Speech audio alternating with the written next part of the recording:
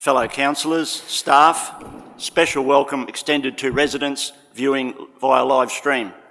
Good morning all and welcome. Acknowledgement of country. I acknowledge the traditional owners, past, present and emerging. Apologies. I have one apology, Anne Pleash. Are there any further apologies? If not, we'll move on to the declaration of the MPI and the COI. These prescribed wording have been prepared by our external auditors and it's to do with the requirements under the Belcara legislation. I highlight that for the new councillors. Material personal interest, conflict of interest, including perceptions of conflict of interest. Please use this opportunity to make public any material personal interest and/or conflicts of interest, real or perceived, in respect of the items in the agenda. Councillors should use this opportunity to disclose and/or comment on other councillors and/or staff interests in accordance with the Act and regulations. Councillors, does anybody have a declaration to make in relation to an MPI or a COI? Only a nods in the negative. Okay, that'll be recorded. There's no conflicts. We now move on to previous minutes, a confirmation of, and in terms of procedural correctness and accuracy, it would be good if the councillors who attended the meetings pertaining to these minutes, that's Councillor Baines and myself, if we move and second the minutes from 1.1 to 1.8. We were the only two councillors that were present to be assured that these are a true and accurate record. In relation to...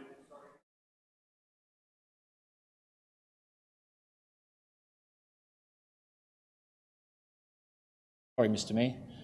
The only one I wasn't present at was the Delegated Decision-Making Standing Committee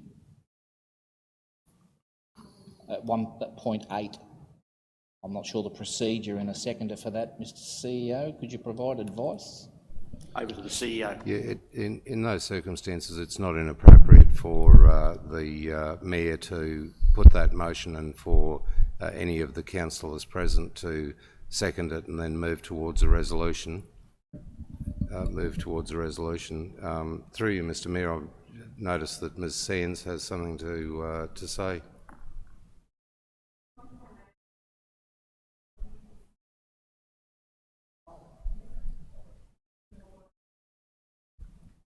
I couldn't hear. Through you, Mr Chair, my apologies. Apologies accepted. Thanks, Councillor Baines. Okay, we move on to item 1.1, the Asset Sustainability Committee meeting. Would somebody move that those minutes are a true and accurate record? Moved Councillor Baines, seconded Councillor Nolan. All in favour? It's carried unanimously. Item 1.2, Community and Customer Committee meeting. Would somebody move there a true and accurate record? Moved Councillor Baines, seconded Councillor Nolan. All in favour? It's carried unanimously. Item 1.3, Economic Activation and Tourism Committee. Would somebody move there a true and accurate record? Moved Councillor Baines, seconded Councillor Nolan. All in favour? It's carried unanimously. 1.4, Financial Sustainability Committee. Somebody move that's a true and accurate record. Move Councillor Baines, seconded Councillor Nolan. All in favour? That's carried unanimously. 1.5, Governance and Environment Committee. Somebody move that true and accurate record. Councillor Baines, Councillor Nolan, second. All in favour? It's carried unanimously. 1.6, Major Projects. Would somebody move that they are true and accurate record? Move Councillor Baines, seconded Councillor Nolan. All in favour? Carried unanimously. 1.7, Planning Committee meeting. Somebody move true and accurate record. Councillor Baines, Councillor Nolan second. All in favour? Carried unanimously. 1.8, Local Government meeting, 26th of March. Somebody move true and accurate record. Move Councillor Baines, seconded Councillor Nolan. All in favour? Carried unanimously. May I say now to the new councillors, you did attend the post-election meeting and it'd be nice for a fresh start if two of the new councillors could move and second this one. 1.9, minutes of the post-election meeting. True and accurate record, moved by Councillor Millwood, seconded by Councillor Chewy. All in favour? Carried unanimously. We now move on to... I will go to any business arising from those minutes. I take that as a no. We move on to the receipt of the minutes. 3.1. Receipt of the minutes of the Cassowary Coast Regional Council Audit Committee. So, Councillor Baines, seconded by Councillor Noel. All in favour? That's carried unanimously. Thank you, councillors. We now get into the meat of the agenda. Item 4.1, the Financial Sustainability Report, and I'll call on Finance Manager Leah Bradley. Welcome, Leah. Thank you. Good morning, councillors. So in front of you this morning, we have our monthly council report for the month of March. So this report provides our December budget review in these figures. We do intend on taking the second budget review to the next council meeting for approval. So there will be some variances in this report which will be addressed once the third budget review goes through. So attached to this report is a detailed analysis of council's financial performance for the month of March.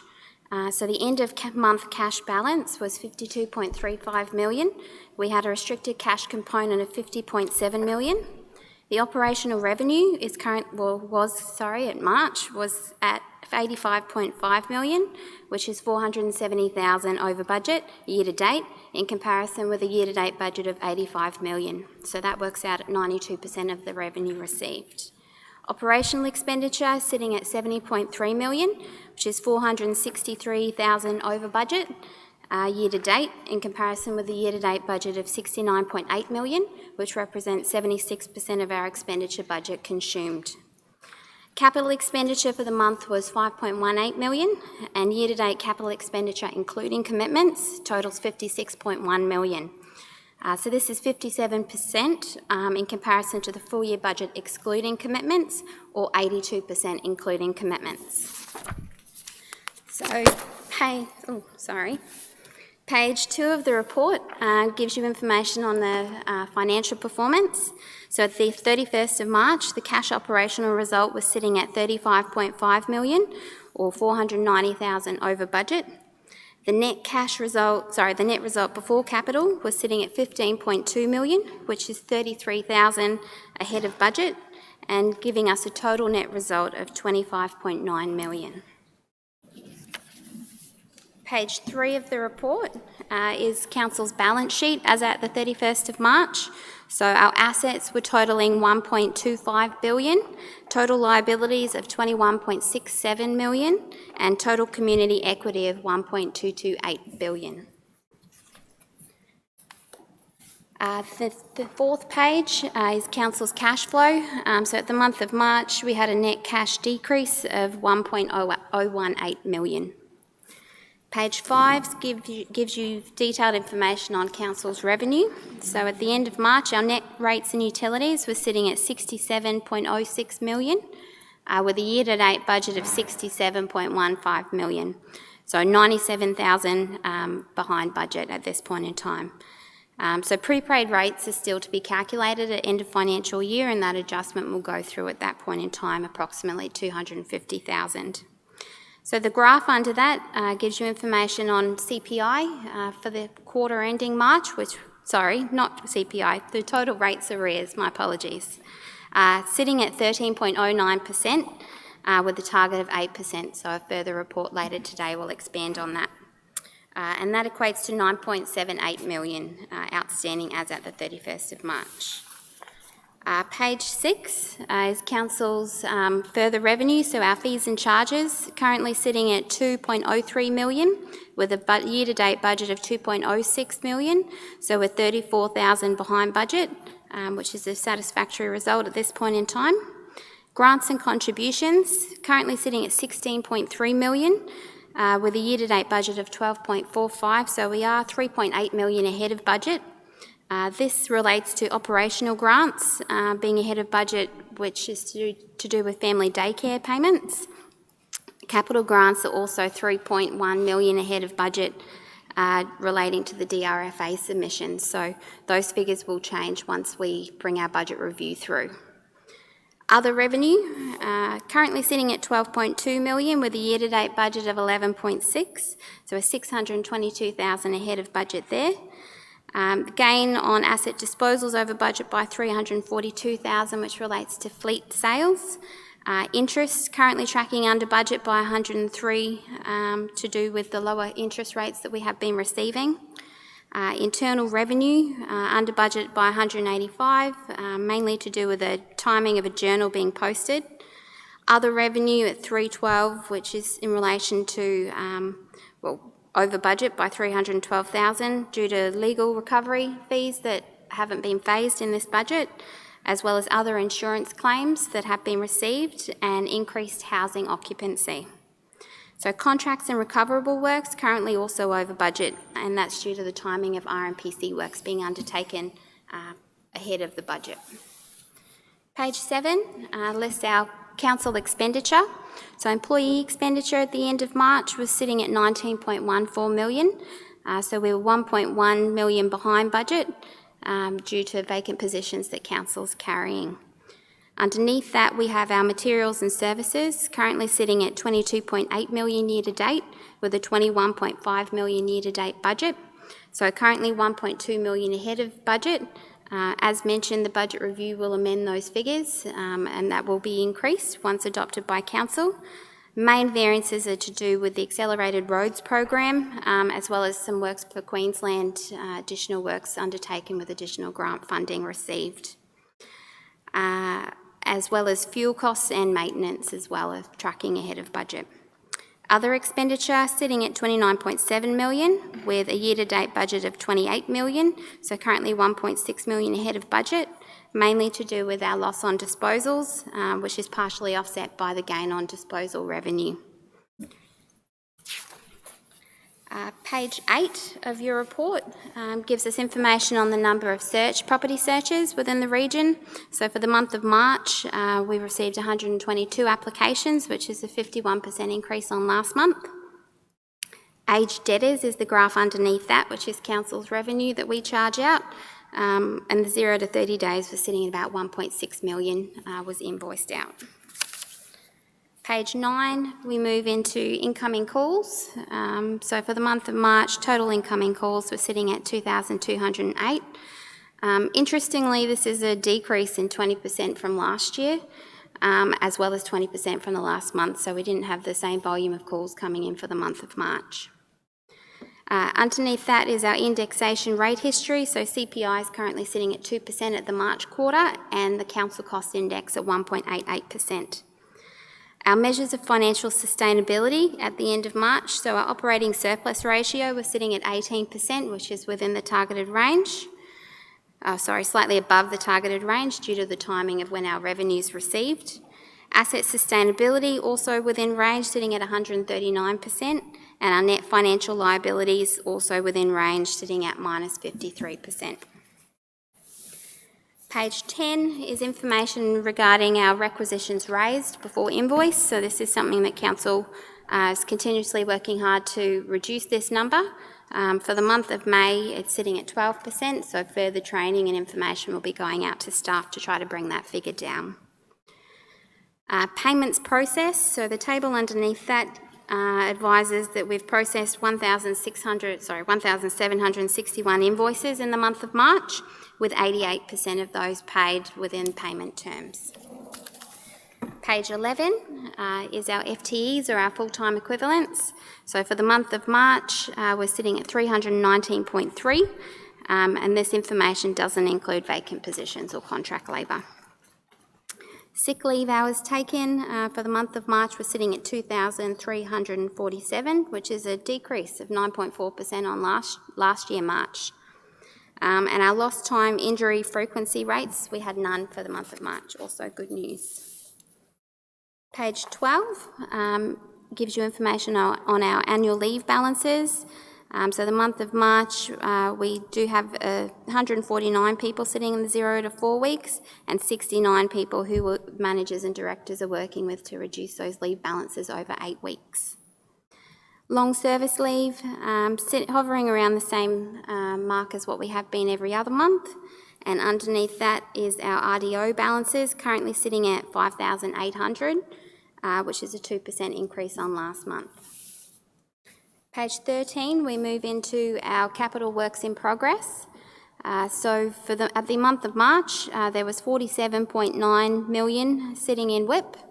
mainly relating to delivery services at 9.5 million, infrastructure at 20.7 million, and water at 11.1 million.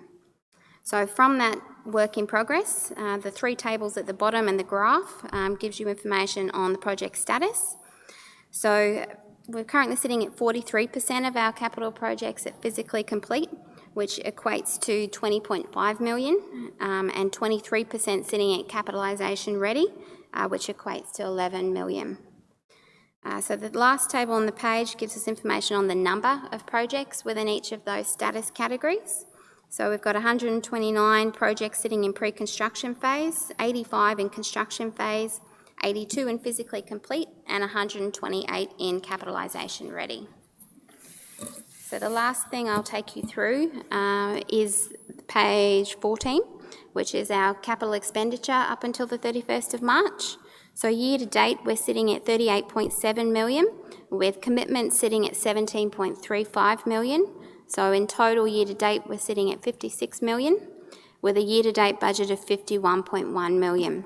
So that's we're currently tracking over budget by 4.9 million on a year to date basis, with a full year budget of 68.2 million.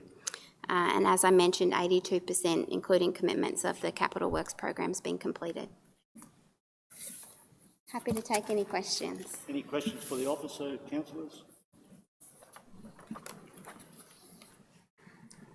If not, could somebody move that the report be received and noted? Moved by Councillor Barnes, seconded by Councillor Tui. All in favour? It's carried unanimously. Item 5.1, page 125, the coronavirus relief measures, and Ms Bradley's going to present this one as well. Thank you. So in front of you, we have a report in relation to adopting a new policy. So as a result of coronavirus pandemic, the community and business industries have been impacted and will continue to be impacted until the pandemic is under control. So the report provides actions undertaken by Council to date, as well as the introduction of a new policy to assist our ratepayers who've been financially impacted as a result of coronavirus. So Council will consider additional measures during our 2021 budget process as well that we can use to support the community. So currently, as you're aware, we have the public health emergency international concern on the 30th of January. The World Health Organisation has declared it a pandemic. As a result, a large number of restrictions have been enforced, and Council's following guidance from Queensland Health and state and federal governments in relation to our actions. So this has impacted a range of services that Council delivers to the community, and as a result, Council has initiated several measures in response to COVID-19 to assist the community and ensure business continuity. Council's updated its business continuity plans. We've also created a pandemic response plan and a pandemic committee, which works closely with the local disaster management group. To support the community and customers, Council has undertaken several things put in place, including placing a hold on external debt recovery until the 30th of June 2020. We have refunded fees relating to event bookings and permit bookings that are unable to take place. A special payment run was initiated to suppliers on the onset of COVID-19 to ensure money was in their bank accounts. Reduced payment terms for suppliers from 30 days to 14 days has been put in place. Stores provided assistance to community housing in sourcing supplies when there were short supplies of several key resources. Council libraries have increased e-learning catalogues and provided online services and extended loan periods. Council's waived green mulch loading fees at our transfer stations and waived fees associated with the refund of monies for those who are in credit balances for their rates. So in addition, under the rates recovery policy, ratepayers are provided the opportunity to enter into formal arrangements, general arrangements and short-term arrangements, depending on their circumstances in relation to outstanding debt. So as a result of coronavirus, Council's determined a further need for financial relief measures to be available to our community, and this will be considered further in the 2021 budget process as well. So a need's been identified to introduce a new policy to assist those who are suffering a financial hardship as a result of COVID-19. So the rates financial hardship policy is intended to provide a mechanism which enables our ratepayers to approach council about outstanding rates and utility charges, and it provides a framework to assess applications and minimise the risk of inconsistent and non-transparent decisions being made. So the framework provides criteria to determine whether a ratepayer is eligible to apply for financial hardship and establish guidelines for council staff and the community regarding the provision of a concession to ratepayers. So if a ratepayer is eligible under this policy, they'll be able to access a financial hardship agreement which will prevent interest from being charged on all of their outstanding debt until such time as this policy is revoked by council. So coronavirus will have a significant impact on council's operating performance for this financial year as well into the next financial year. It's anticipated at this stage that revenue will be reduced by $557,000 for this year and possibly $1.15 million for the following financial year. And addition to that, our expenditure is anticipated to reduce by approximately $155,000 this financial year and $401,000 next financial year. In addition to that, cash flow is anticipated to reduce by about $8 million at this stage during the 2021 financial year. However, as you're aware, situations changing, these figures aren't set in stone and will be based on the number of cases, if any, within our region and other implementations put in place by state and federal government. Did anyone have any questions regarding the policy itself? Any questions for the office of councillors? If not, could I ask somebody move the recommendation, which has 3 different dot points. Moved by Councillor Purban, seconded by Councillor Farinelli. All in favour? It's carried unanimously. Thank you. We now go to item 5.2, page 132, the quarterly progress report, and that'll be presented by Michaela Johnson. Over to you, Michaela. Good morning, Mr Mayor. Good morning, councillors. Good morning, Ms Johnson. Council is required to table our quarterly updates emanating from our operational plan. This operational plan was adopted in June 2019. It's a fairly uneventful exercise, but as you can see, by and large, having a look at the content of the operational plan for the several areas, Council's tracking along quite well. There are several items in there that we may well be slightly behind and or may not make any progress. I would say that's largely because of the impact we've had on our services on account of COVID-19. Do I have any questions regarding the content of that document? Any questions for Ms Johnson, councillors?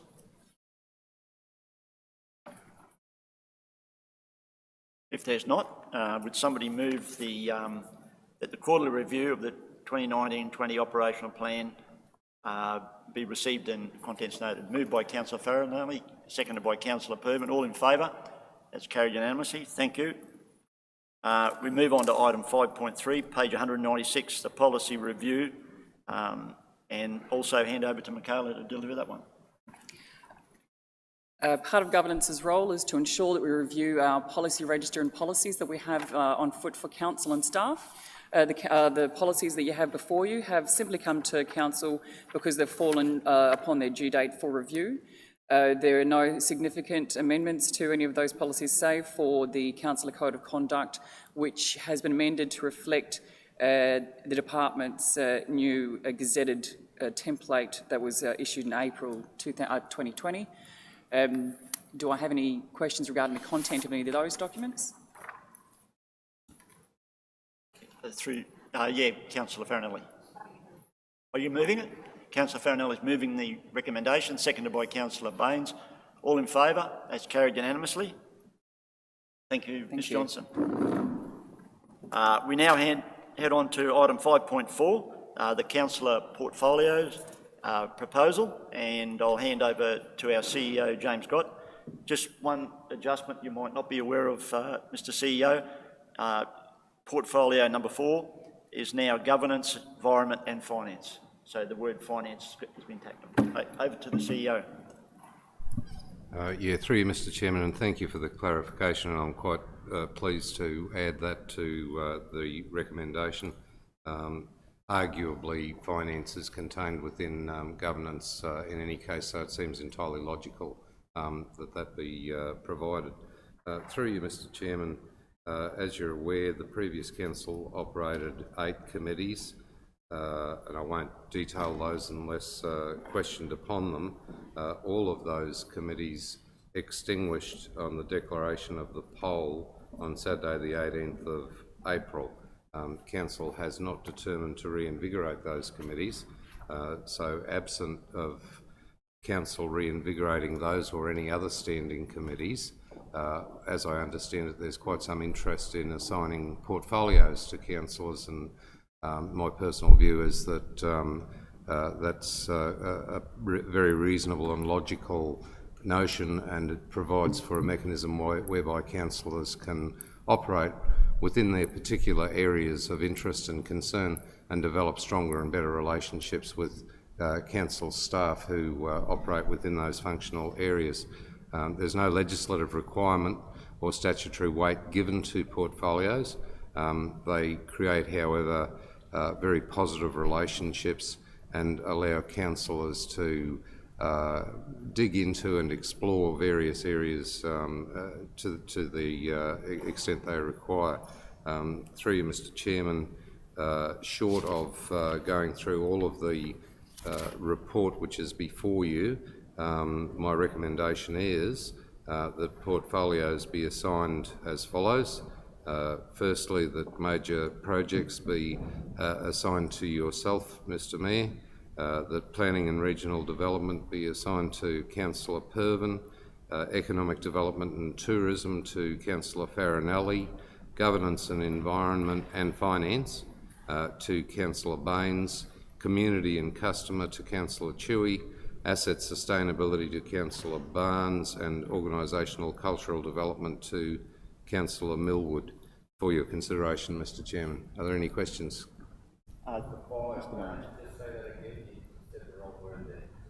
Community and culture. Yeah. Oh, I do beg your pardon. There's been a yes. I do have that correction, and I've. Thank you, Councillor Barnes. Yeah, thank you very much, Councillor Barnes. Yeah, I stand correct. Thank you.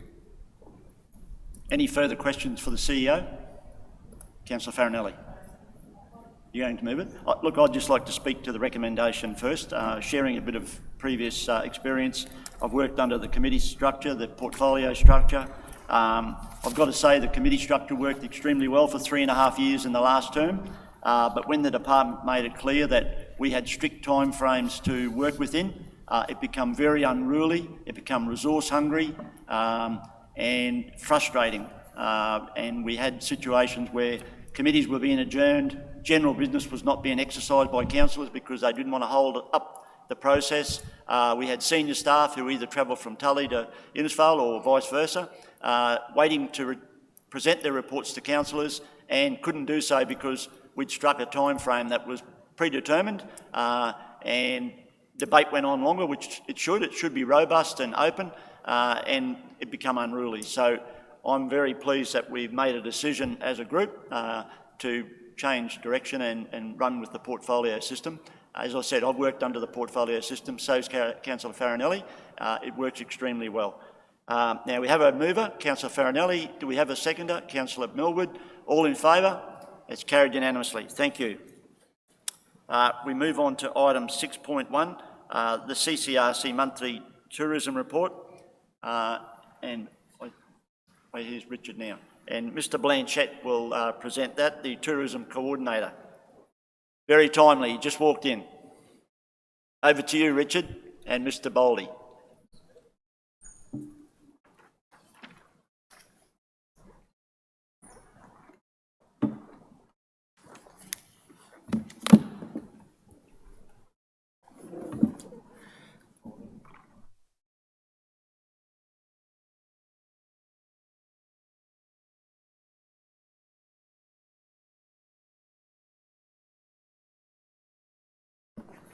Hello, can you hear? Great, thank you. So good morning, Mr Mayor, councillors. The tourism report, this report is for 2 months, for March and April. The lion's share of this report is about COVID-19 support and recovery. The tourism services team in situations of crisis, such as cyclones and now COVID, goes into a support role.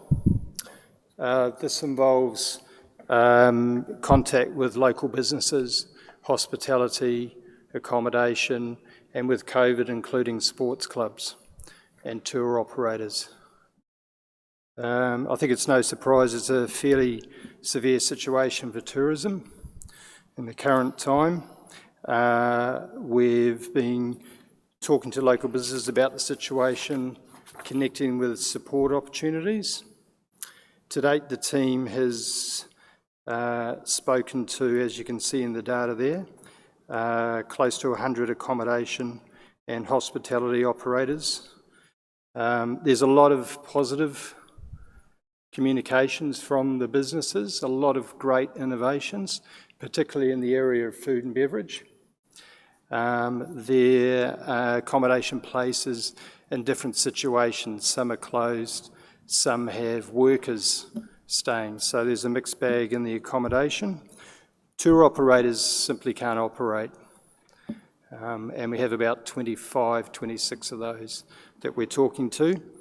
The support opportunities are there for these businesses, and we've got a drafted roadmap to recovery that we'll continue working on. Some of the projects that we're also working in are the Cardboard mountain bike trails, which has progressed to the stage of a consultant for the feasibility study. We've had one meeting with the Tully 4854 group on Tully bikes and wayfinding signage. Events are also on the agenda for this year. Targa is still looking to proceed at the same date this year, 5th of September. So they're still progressing the planning, they're still assessing the 8 stages planned for the Cassowary Coast region, and we're still communicating with them towards that for September. The other major event, Red Bull Defiance, has announced they'll postpone to 2021 due to considerations of the COVID-19 virus. In advance of those 2 events early on, we had a first community organisation huddle to work with the community on their input for major events such as this. It was the first time because we had these 2 major events one weekend and immediately the next weekend together. So it was a really good opportunity. It was a good basis for the forum, and hopefully we'll continue that again when we get to a post-COVID world of when we know the events are on. Without going through the report word for word, the visitor information centres, as I say, have been pretty much, and will continue for some time, providing support role, connecting local businesses and community with support. There's statistics we do called a dashboard, monthly statistics. So there's a format there that we've been using for the statistics for each month. Obviously, the month of April has been heavily impacted by COVID. The visitor services moved to a closed door service. So the first stage was actually social distance service, and then eventually the doors closed. Interestingly, you'll see in April we did have a few visitors, just a small number, but there's literally people still turning up, knocking on the doors or the verandas, and at stages we're talking to them through the window.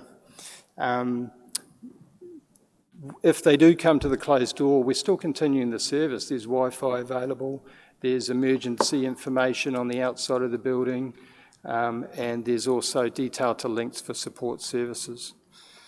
So that's a summary of the report. Mr Mayor, if there's any questions. Councillors, any questions for Mr Blanchard? Councillor Farinelli. having just been given the opportunity to work with tourism and as a portfolio, I'm really looking forward to that. We live in a gorgeous part of the country, and I think we need to see COVID as an opportunity also for our region. It's going to limit international travel moving forward, and so for us as a region, we need to be ready to take tourists and to get the region out there and promote the region so we can see more and more tourists coming into the area. So it's very vital, I see, for council and for the relationship we have with TCT to make sure that we're promoting the area, we're getting it out there, and we're ready to go when the tourists are given the go-ahead to travel interstate. I'd also like to see council in the future, or in the near future really, talking with different levels of government, state and federal, whether they are considering some assistance, like stimulus for the tourism industry. I really think that they need to see the benefit that this country will see with the lack of international travel, and how that can help Australia be ready to take these tourism dollars, and we're in that as well. So whether we can start talking to other levels of government, whether they've considered stimulus or extra grant opportunities in the area of Australian tourism, so that our tourism businesses and regions, that are reliant on tourism, are ready to go.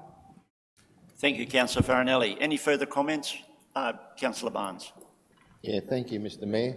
I'd just like to further say that Councillor Farinelli is so right with the drive-by traffic, and I think our tourist bureaus are going to be so important, and also our RV market is going to be astronomical because there'll be no more boat cruises, no more Bali trips for a long time to come. And I think us as a council, we've had extensive talks and we are very much aware of this, and the staff is online. And just to go back to one other thing that Richard mentioned was the Cardwell mountain bike trails. We had a phone hook up with the Minister's office through Dave Edwards on Tuesday, and all was very positive, just to bring everyone up to speed on that. Richard may even want to talk on it, or will that be left for another time? But it was very positive. Thank you. Through the Chair, Councillor, a report will follow on that, but I can just reiterate it was very positive conversation as that project progresses. Yeah, thanks, Mr Blanchett. And Councillor Barnes, we will be having a chat about two tourism-related matters in general business, and once we've tabled those, Councillor Farinelli, you've taken ownership of those and steering the team in the right direction, but two exciting pieces of general business to talk relating to tourism later in the day. Would somebody move the officer's recommendation that council receive and note the report? Moved Councillor Farinelli, seconded Councillor Chewy. All in favour? It's carried unanimously. Thank you. We move into planning, item 7.1, page 295, the delegation report, and I hand over to Dan Horton, who's just walked in. Good timing, mate.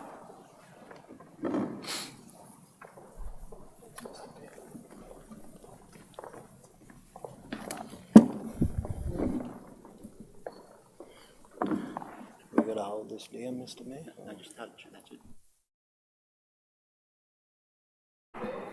Morning, Mr Horton. I hope everyone's well this morning. Welcome community and staff. Page 325, Council, the first delegation report is for, Council, page 293, I should say. First delegation report's for March 2020 for the overview of planning and building and plumbing and drainage. Council on 295 outlines the current approvals that we've approved under delegation during that period, which you can see in there's a couple of extensions to the currency period, a few concurrence agency applications with referral for boundary setback dispensations and so forth. Pretty straightforward sort of development in there, Council, nothing over the top at this stage. We have a couple of applications later on to deal with. As you can see on page 298, Council, the building, the planning stats, for the month of March is our approvals are 105 to 117 last year, so we're slowly starting to climb back a little bit of area there from the year before. So I'm pretty happy with where we're at the current time, Council. I'm hoping with a couple more months and what we've got going, hopefully we can reach the targets we did last year. As you can see on page 300, Council, a lot of the approvals were other approvals, which is your CARs, your building works accessible against the planning scheme. We did have 2 MCUs and 2 ROL approvals in that time. On page 301 gives you the statistics of the March for building. Please be aware that's just for public distribution. There is a private component to that as well, which people can tick in their applications. They are not in that list, but they're the public documents that can go out from there. Council, I think the main ones I'd like to talk about is from page 306, we've got 33 overall for the month.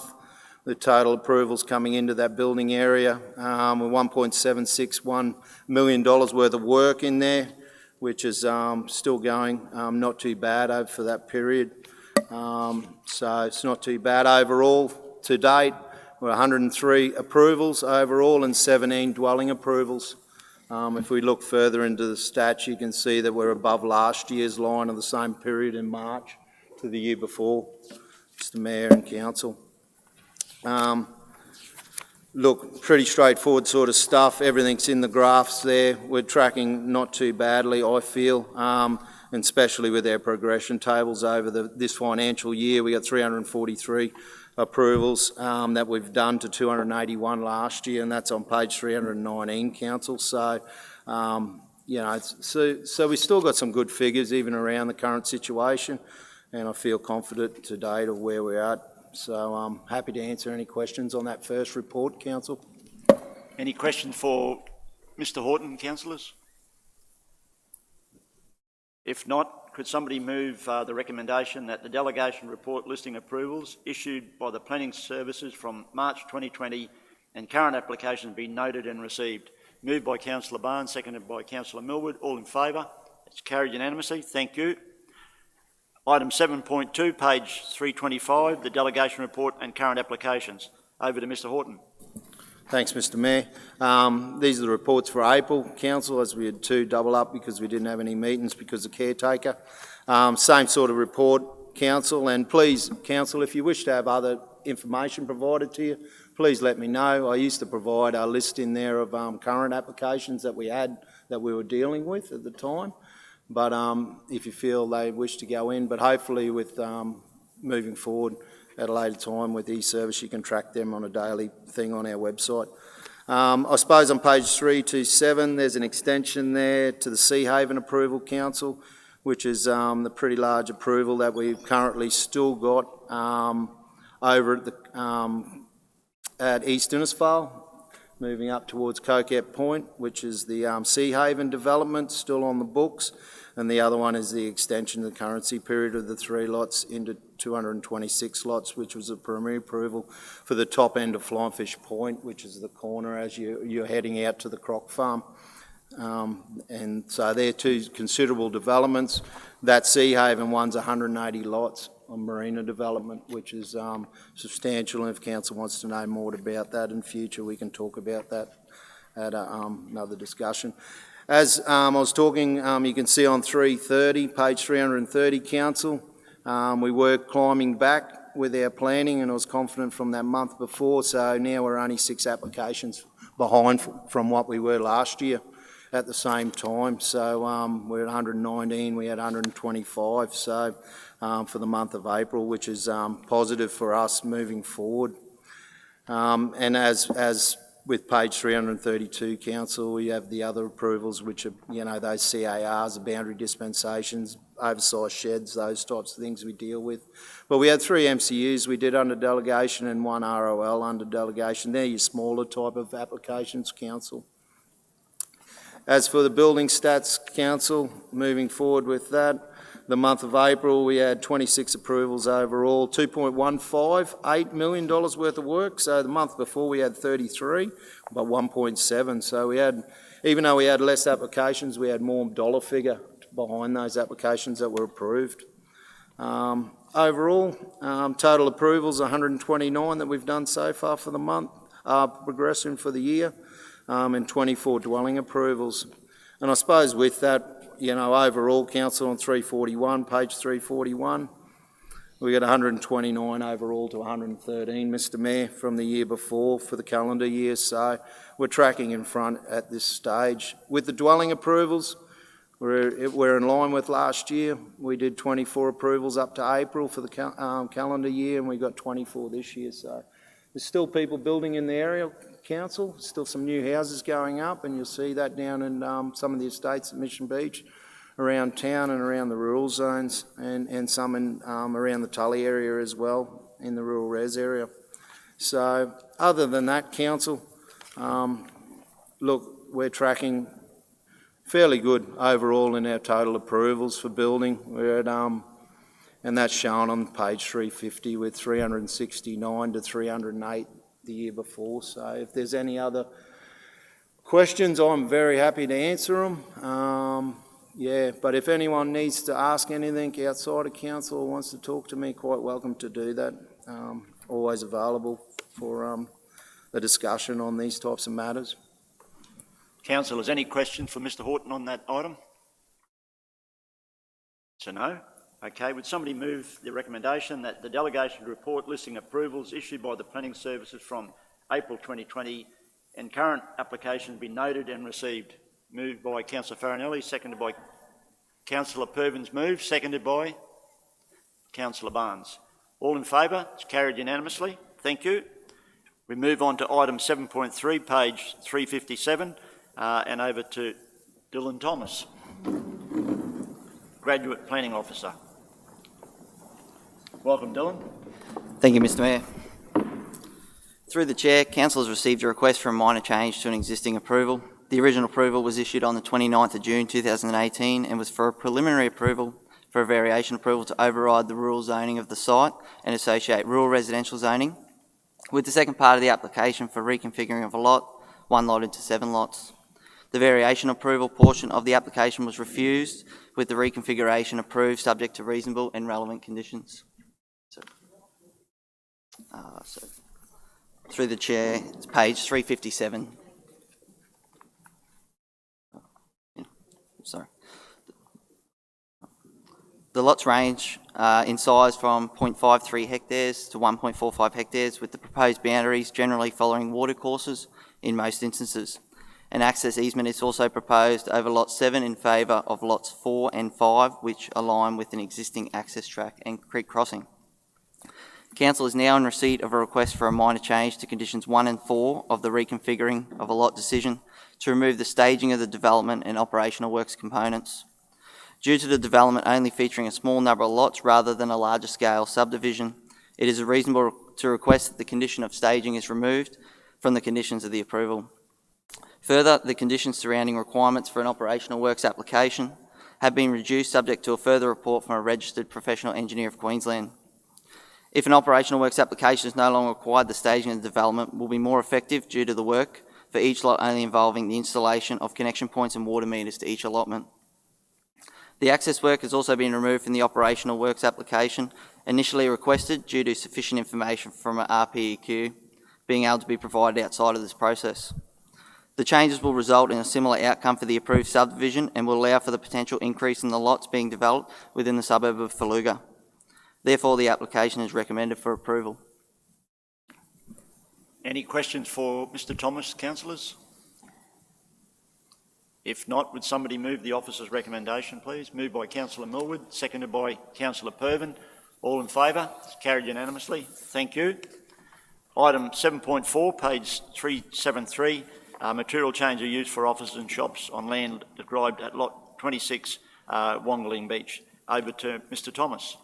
Through the Chair, Council is in receipt of an application for a material change of use for offices and shops. The application is for the establishment of 3 tenancies on the site situated at 2 Reef Street, Wongaling Beach. The site is currently vacant land and the proposal features 3 tenancies within the proposed building that will serve as dual use rights of offices and shops with a maximum height of 6.3 metres and a gross floor area of 259 square metres. 7 car parking spaces are proposed on site with the primary access to the site occurring via Dickinson Street, with a private secondary access to a private double garage via Reef Street. Both streets contain full channel and curb, and landscaping is proposed to cover the entire primary and secondary street frontage boundaries, excluding the vehicle access. The application is impact accessible and therefore public notification was carried out. No properly made submissions were received by Council. The proposed development will target the residential population of the Greater Mission Beach area to provide sufficient services.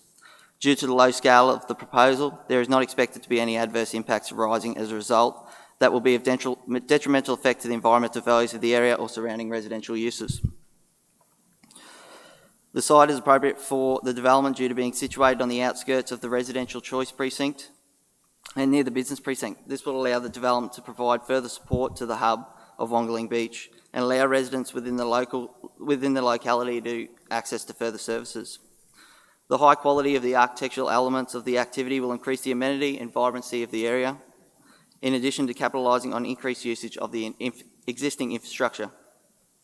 The application is generally consistent with the requirements of the Cassowary Coast Regional Council Planning Scheme and does not raise any significant issues that cannot be addressed by reasonable and relevant conditions. Therefore, the proposed application for a material change of use for offices and shops on land situated at 2 Reef Street, Wongaling Beach is recommended for approval subject to reasonable and relevant conditions. Thank you, Mr Thomas. Councillors, any questions for the officer? Okay, could I ask somebody to move the recommendation? Councillor Chewy, seconded by Councillor Farinelli. All in favour? It's carried unanimously. Thank you. Thanks, Mr Thomas. We now move on. Thanks, Mr Horton. We now move on to community and customer. Item 8.1, page 426, the Regional Arts Development Fund. And Ms Hanson, who's just walked in, good timing.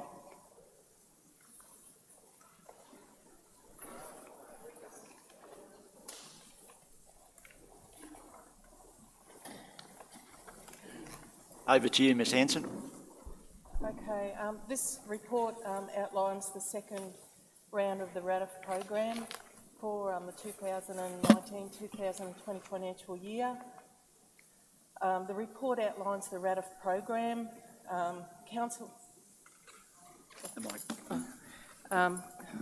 Council received 4 applications, 3 of which were recommended for approval, and 1 was not approved as it did not meet criteria, as it did not provide enough details. Did you want me to go through the... Was there any questions? Councillors, would you like more detail on that report or any questions for Ms Hanson? Looks like there's no more information required. Would somebody move the recommendation, please? Councillor Chewy, seconded by Councillor Millwood. All in favour? It's carried unanimously. Thank you.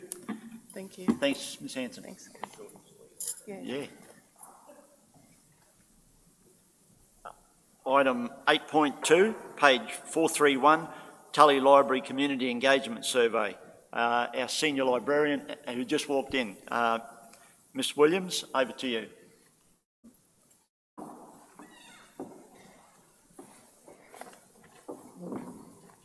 Good morning.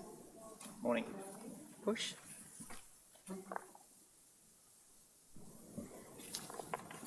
I hope this is working. Yep. All good? Yes, I'm getting the hands up over there. So first of all, this morning, I'm just presenting the results from the Tully Library Community Engagement Survey. The survey was conducted throughout January and February. Initially was launched at Australia Day celebrations in Tully for 2 weeks, but we extended for a 3rd week because we were still getting some significant number of replies back in. So the Tully Library came from a major extension to the old council chambers in Tully in 2006. There have been no refurbishments of it since then, so it's basically in its state for the last 14 years. At this stage, it really doesn't meet the requirements of a modern library service. We would like to just update it a bit to give us room to expand our programs and just to develop it into a more serviceable space.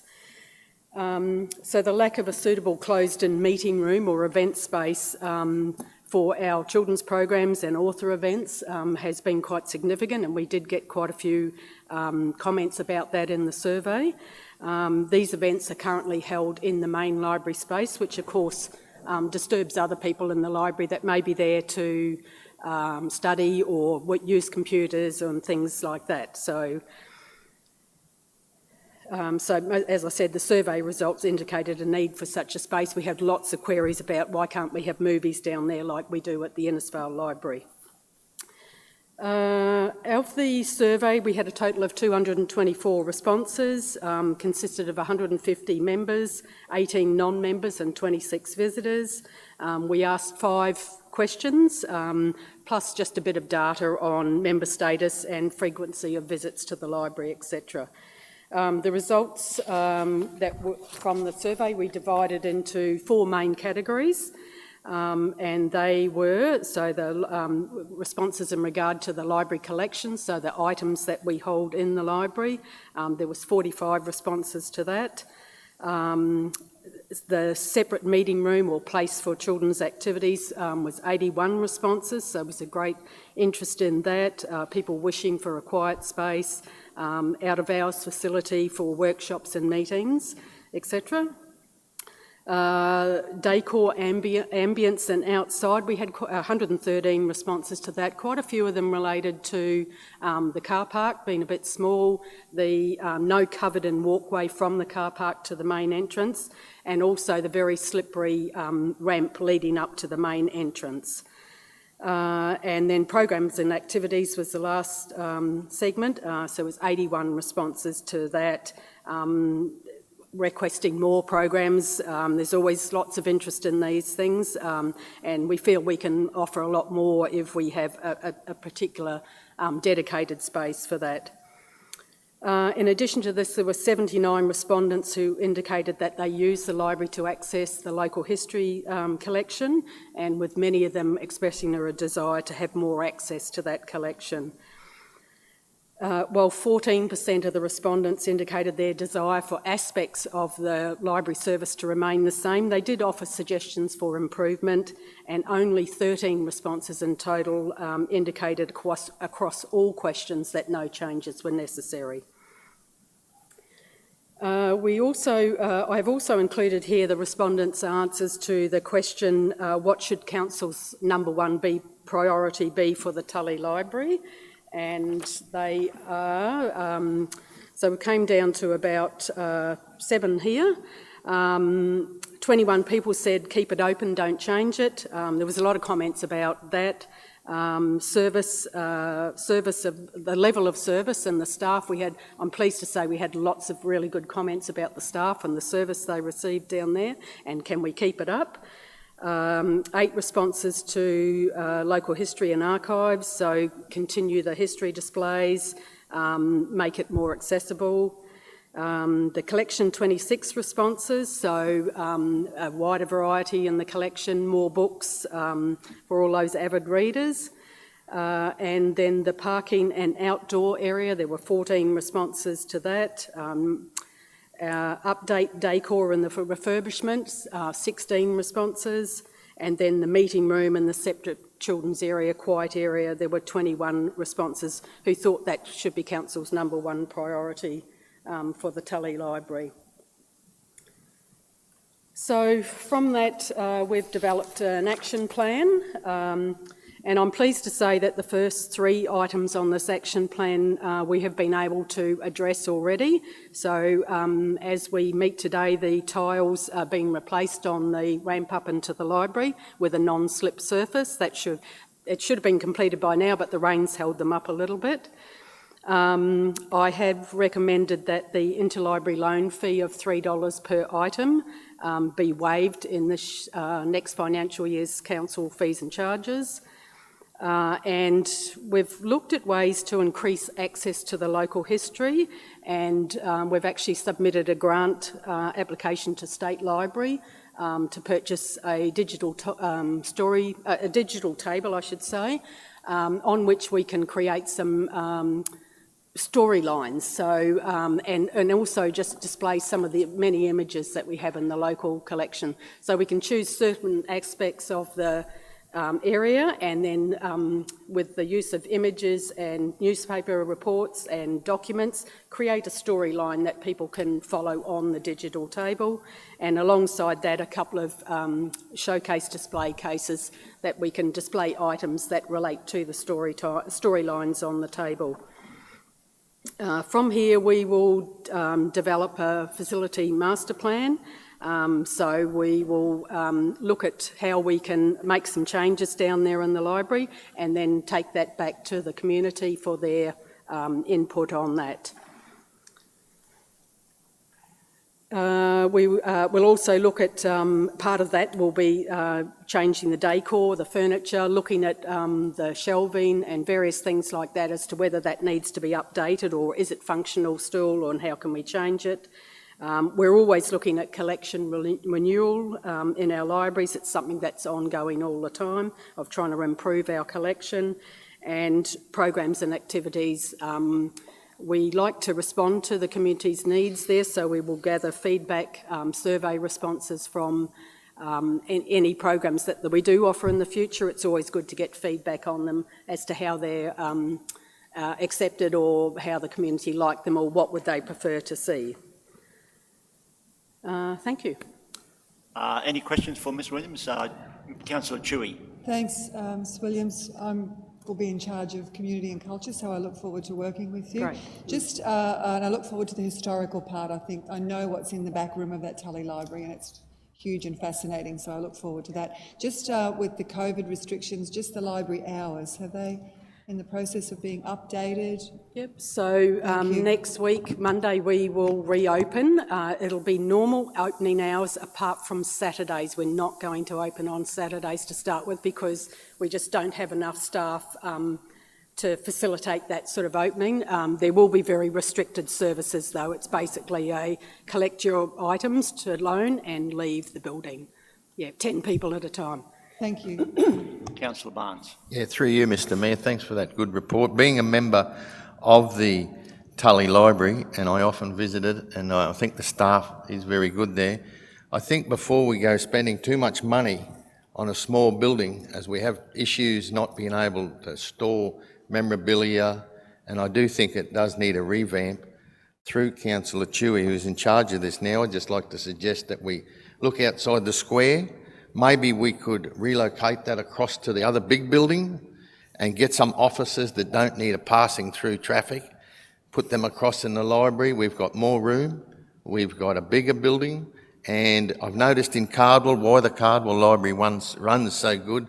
We utilise the staff. They walk in, they don't only look for the books, they've also got council business to do, be it paying rates, etc. So if we could really, we've been right on to staff as this council, very forward-thinking, open council, and I think I'd love to see just a good study done. Could we utilise the staff of our offices or our bench, that they can be librarians, they can accept the rates, really multi-skill, and try and get a lot of that underneath, as I call it, Tip's Temple. Try and maybe relocate there. Let's look at it. Thank you. Certainly, thank you. Thanks, Councillor Barnes. With your permission, Mr Chairman, can I, with your permission, Mr Chairman, may I direct you to Mr Sadler, please? Over to you, Thank you, Mr. Mr Sadler. Chair. Deputy Mayor, good commentary. Most definitely an opportunity for us to look at. I think with any of these things, we need to definitely go and do a deeper dive. We do have, and we have heard from our community in relation to this, and the data is showing that. We should, and it has highlighted in the action plan in relation to our facilities master plan review on that building and that facility. Once that's been undertaken, then we could come back with further recommendations in relation to other opportunities that you highlight there, but most definitely would be something that we should consider as an organisation. Thanks, Mr Sadler. Over to Councillor Millwood. Chair, I actually did have this conversation myself with Mr Sadler the other day when we met and spoke about the library, because the actual library used to be in that building many years ago, and yeah, we did speak about the same as in saying that before we go doing too much, we should weigh up the whole option. But yeah, thanks. Thanks, Councillor Millwood. Very complimentary report. Plenty of material in there. It's good to see Tully Library is being looked after, because we did have a bad experience a couple of years ago when we went in and made some changes that they rejected and the community got very upset. So wonderful job. It's great that you've got the children's programs in there, but please don't forget the dinosaurs in this community. Yeah. I want to know a little bit about Snapchat and Twitter. In my time it was Backchat. Now it's Snapchat. My granddaughters are confusing me, so I want to be learned in this area. So don't forget the dinosaurs, please, in your future programming. Yeah. Tech savvy, mate. We need plenty of tech savvy. Yes, well, we look forward to returning to normal programming when we're able. Wonderful, wonderful. Any further comments from the floor? Councillors? No? Would somebody move the recommendation, the report be received and noted? Moved by Councillor Tui, seconded by Councillor Millwood. All in favour? Carried unanimously. Thank you. Item 8.3, page 465, Libraries and Customer Service Report. Ms Williams. Thank you. So this is a period update for the libraries and customer service areas, but mainly reporting on what we've been doing since the closure due to COVID-19.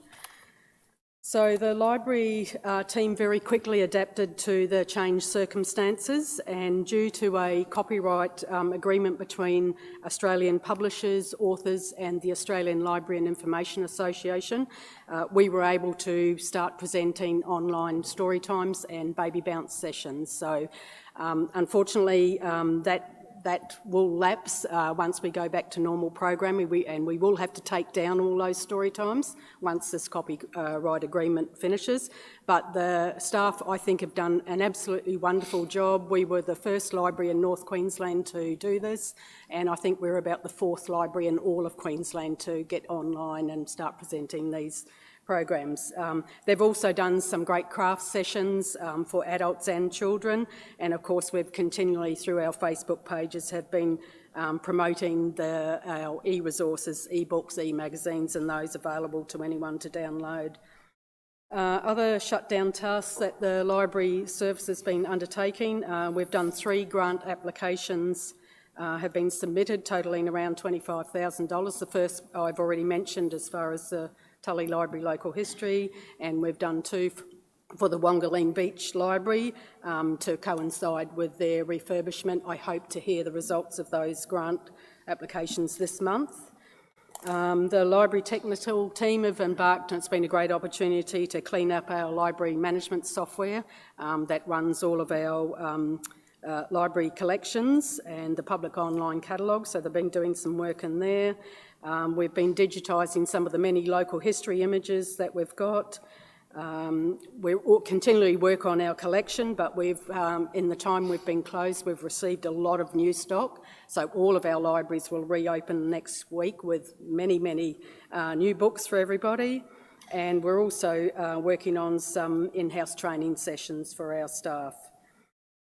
One of the other projects which has been ongoing, but this closure's given us a great opportunity to really get stuck into it, is our local history register project. So this is a project to get all our local history items, all our artefacts onto one electronic register. One that'll make it much easier for searching for anything when you're just looking at one register rather than 10 different ones. It will also enable us to get Queensland Museum staff to do a significance assessment on the collection, and they will not only value it, but they'll also tell us what part of the collection is significant and what isn't, and that we shouldn't actually be collecting. So that's an ongoing project. It is a huge project. The Cardwell Museum's probably about 50% or more through their part of things. They're completed, and the staff have been concentrating on the Tully collection while we've been closed. I also just wanted to report on our online resources. So while the physical library's been closed, the community's still been able to access our extensive online collection of e-resources, and anyone who was not currently a member can actually join online and still connect to those resources. So as you'll see by the graph in the report there, there's been significant increases in the downloads of those material. We provide these e-resources through a consortium with other surrounding local councils, and it's funded through our state library grant money for our collection that we get every year. So out of that grant money, we have contributed a bit of extra funds to it these last couple of months to boost that e-resource collection, and of course that's at no cost to council. So that I now have the customer service report. So the customer service, of course, have been closed as well, but they have been available to the public still via phone and online.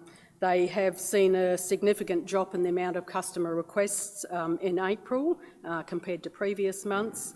So this could be due to the lack of walk-ins at their centres, but it also could be partly attributed to the fact that the community members aren't out and about so much with the situation, and they're maybe not noticing the issues that would normally have been reported in normal circumstances.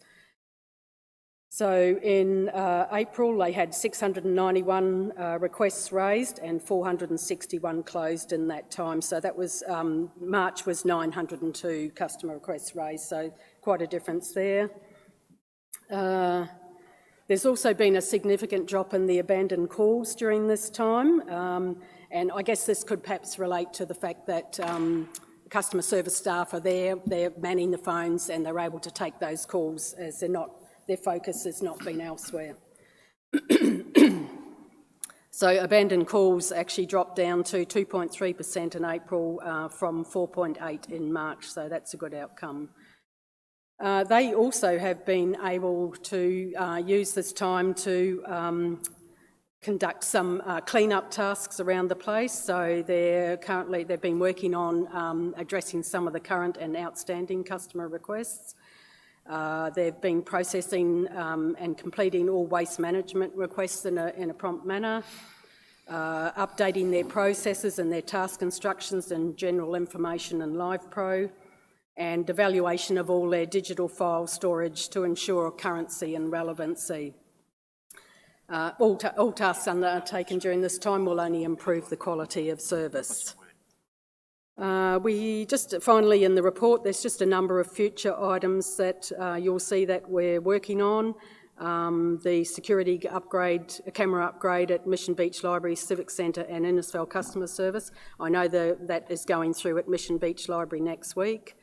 There's of course the Mission Beach Library revitalisation plan and the expansion hopefully will be starting soon, and a couple of other things. The knowledge management system review is planned in June.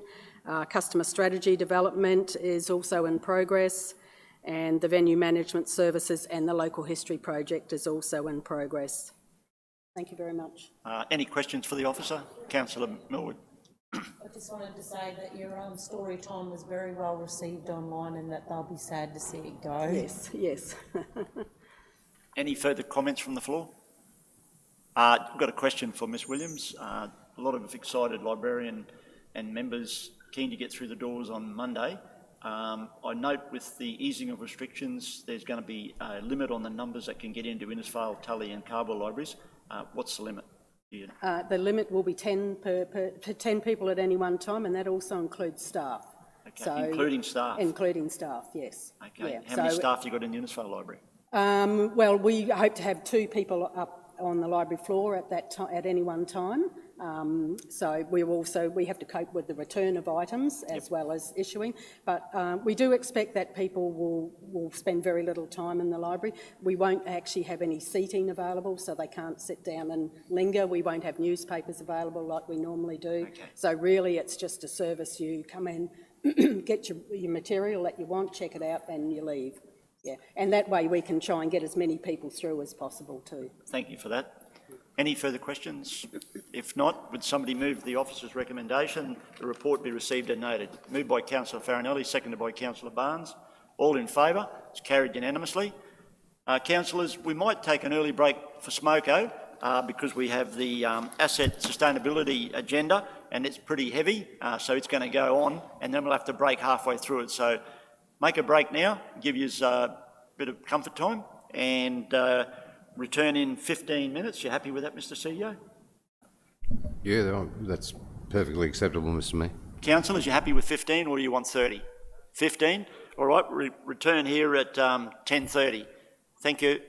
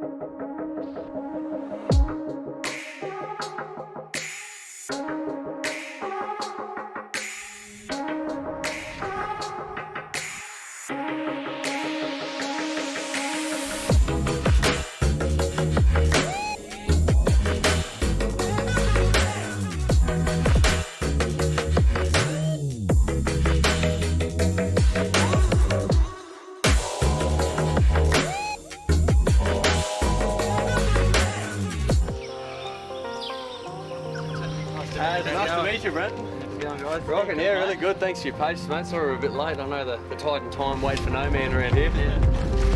How incredible is this mangrove system? We're here where the two Johnston rivers meet, an iconic part of the beautiful Cassowary coast. And stoked to be here with the legends from Snapping Tours. We're here in search of the king of the creeks, the saltwater crocodile. Here he is. Maybe this one's grandfather. We'll see how we go.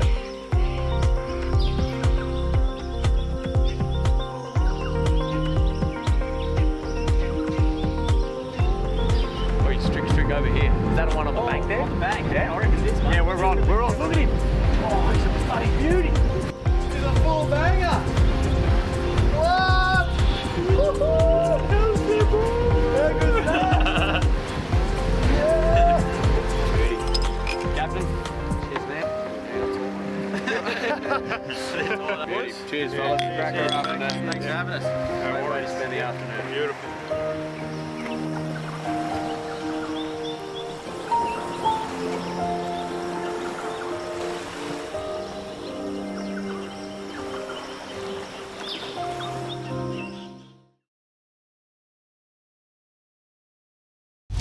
For me, it's this epic lookout here that symbolises the start of tropical North Queensland and the beautiful Cassowary Cove.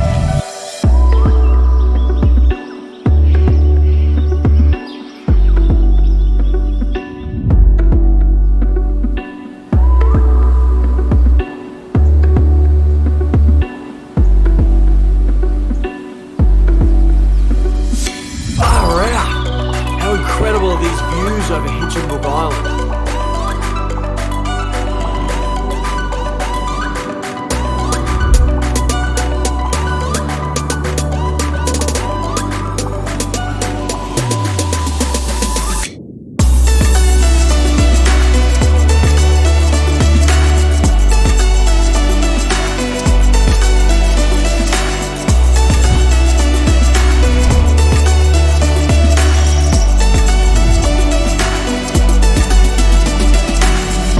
Here we are, the old Bush Telegraph Museum.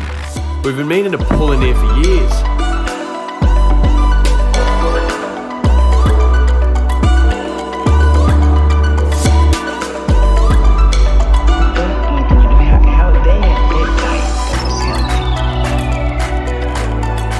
I think it's well timed for a mud crab burger and a beer. Cheers, mate. Here's to it.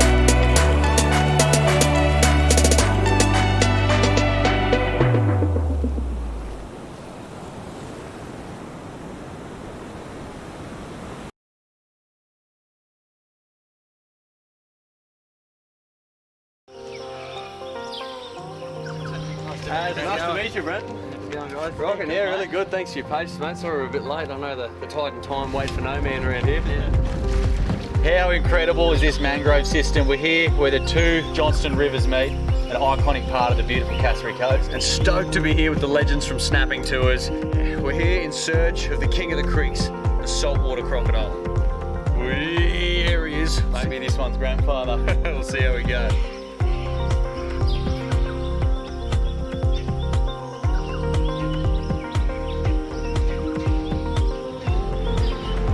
Over here. Is that the one on the bank there? On the bank, yeah. I reckon this one. Yeah, we're on. We're on. Look at him. Oh, he's a bloody beauty. This is a full banger. What? Woohoo! How's it, bro? How good is that? Yeah. Captain. Cheers, man. Beauty. Cheers, fellas. Crack her up. Thanks for having us. Great way to spend the afternoon. Beautiful.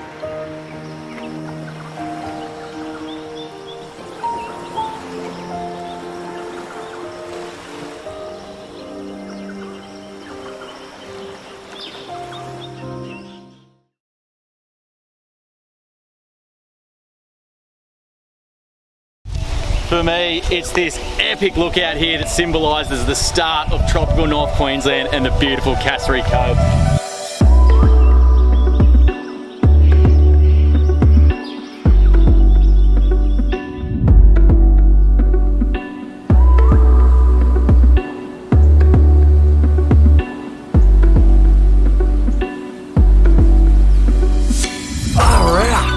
How incredible are these views over Hinchinbrook Island?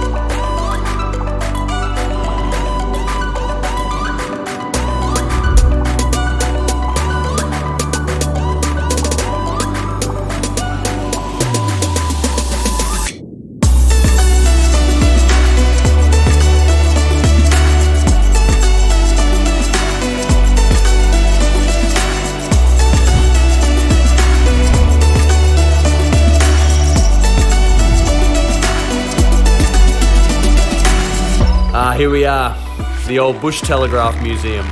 We've been meaning to pull in here for years.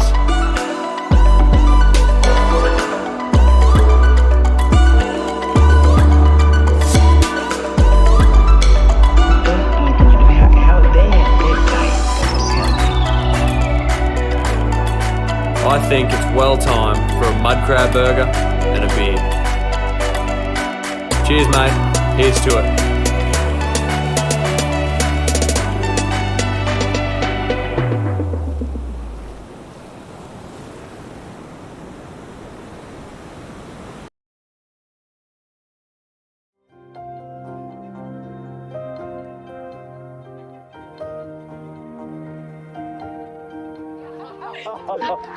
Oh, good to see you. Okay, councillors, we move on to item 9.1 in asset sustainability, page 471, and it's the NDRRA NRFA monthly progress, and I hand over to Mr Sanders. Good morning, Council. The purpose of this report is to provide you with a monthly update on our natural disaster recovery projects. So a bit of a background, flooding in North Queensland between the 6th and 10th of March 2018 and a monsoon trough between the 25th of January and the 14th of February in 2009 resulted in widespread damage to the existing infrastructure within the region, within our region. This report outlines the progress made to date in the restoration program under two current funding arrangements, which is the Natural Disaster Relief and Recovery Arrangements, or more commonly referred to as NDRRA, and the Disaster Recovery Funding Arrangements. They are essentially the same funding arrangement, however there has been some amended policies and requirements on cost recovery change, so they've updated their procedures and policies. The Delivery Services and Infrastructure Services departments are jointly responsible for managing the recovery in relation to these events, and we were required to submit a number of funding applications to restore the damaged infrastructure that Council has been successful in securing substantial funding for both of these events. So just to provide you with a bit of a progress to date and break down the both events that we are managing, we've received a total funding approval to date of around $25 million for the last two events, roughly $6.7 million for 2018 and upwards of $18 million worth of funding for the recent event in January 2019. Completion dates, we are running at about 95% on the 2018 program. We have a deadline to complete these works by June, so you have two years to complete these funding arrangements and all the essential recovery work, so we are well on track to complete that. Some of the major projects within the 2018 recovery program were the two slip repairs on Tully Gorge Road, Ella Bay landslip, Kirrama Range landslip, Rankin Wall, Rankin Bridge wing wall repair, and then a number of pavement saturation and culvert repairs throughout the region. We are significantly progressed with that, and only some minor outstanding works on the road saturation and finalisation of one culvert. Moving on to our 2019 event, we have secured significant funding in that space, so around $10.8 million directly related to our sealed and unsealed roads across the region. We have awarded and are roughly 50% awarded with local contractors for that work to date. That percentage there has significantly improved since this report was run. There are currently 3 local contractors delivering approximately $5 million worth of work, and the balance, the remaining 5.85 of that package, it will be hopefully progressing to tender as soon as we can. There has been some uncertainty around progressing with capital works and contractor works given the restrictions during COVID-19. There is a detailed attachment there with a report of individual projects. There is a lot. Essentially, we have covered a lot of our network, so happy. I'm not going to go through that in a significant amount of detail, but it is there for you to review, and if you have any questions, I'm happy to take them. So just my recommendation is that Council receives this report and the update on the program. Councillors, any questions for Mr Sanders from the floor? If not, would somebody move the report, please? Okay, the recommendation is that Council acknowledges the results achieved to date and the future projections contained in the report. Moved by Councillor Chewy, seconded by Councillor Pervin. All in favour? It's carried unanimously. Thank you. We move on to item 9.2, page 499, Delivery Services Report. Mr Sanders. Thank you. So the purpose of this report is just a monthly update on the capital projects that we are responsible for within delivery services. Despite the challenges with the restrictions and uncertainty due to the COVID-19, we have progressed throughout the month of April to a project completion of around 70%, and we are currently working on 11% of projects within our program. The key achievements for the month of April are the completion of the $450,000 minor culverts renewal program, continuation of our Clifford Road upgrade project, which is a $2 million project funded under the Transport Infrastructure and Development Scheme. That is a critical project for us and one that is due for completion by the end of June. We've finalised our park furniture program with the installation of the final barbecue there at the Bingle Bay Campground. The other major project that we are progressing with is the reconstruction and realignment of the intersection at Ann Road and Dalekey Road at Tully. We have been successful in getting the water main relocated, and we have had a bit of a stop-start progress with that due to COVID restrictions and close proximity work, but that project's not due for completion funding-wise until June 21. So the other minor project we have completed is the Hull Heads boat ramp, which was some drainage improvements there. So moving on to our priorities for the upcoming month, works are commencing at the Wongaling Beach Library refurbishment, which is a slight improvement of the space there and disability access improvements. Continuation of the Clifford Road upgrade project, continuation of Ann Road, Dalekey Road intersection program, and we are also completing or finalising our external works program for transport and main roads. That program sees the replacement of 2 culverts along Tully Hull Road and up to 5 culverts along Alarish Mission Beach Road, which you may have noticed. We do always highlight the rainfall that we get throughout the month because sometimes it is significant and impacting on our progress, specifically in our unsealed roads area. So for the month of April, we received on average around 295 millimetres of rain.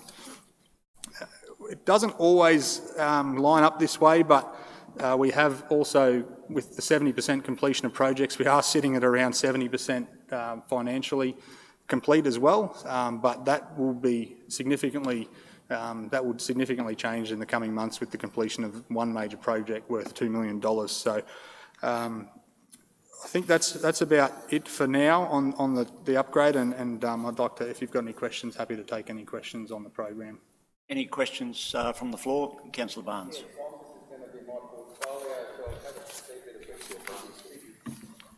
Your radio.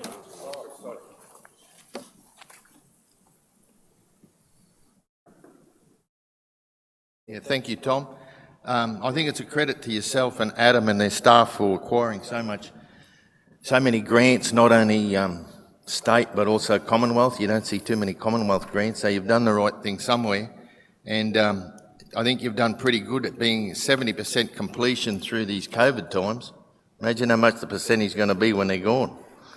So, and I know that Clifford job, which I had a look at, you're confident of finishing that by the 30th of June because that's got time restraints, isn't it? Yeah, through the Chair, we are reviewing our program, but we are doing everything we can. At the moment, we still have a very high confidence level that we will get that completed. It will involve some night works and some significant asphalt works, which we are finalising procurement for today. And then at this stage we are looking very hopeful, but obviously weather permitting, we'll be doing our best to finish that project. Thank you, Councillor Barnes. I just want to make a complimentary remark about Clifford Road. It's beautiful standard of technology. Been out and had a drive over, it looks terrific. Politically, I can tell you it would not have been delivered in a council budget. We've been hammered over that by the industrial estate business owners for many years.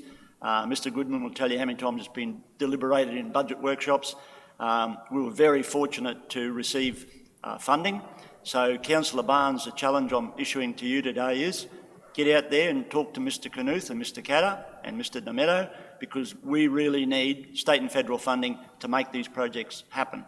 Our budget hasn't got the capacity and we can't sustain big projects, $2 million projects. So your job, Councillor Barnes, is going to be work hard, have a few beers out of your pocket, it works, and keep attracting the dollars so our engineers can build these beautiful projects. So congratulations to your department on the standard of work that's been delivered. I'm sure the business owners out there have passed that on as well, but I'm certainly hearing it from them across the community. Thank you, Mr Mayor. Are there any? Yeah, Councillor Farinelli. Through you, Mr Mayor, could you just let me know, is it a local company that's working on the Clifford Road upgrade?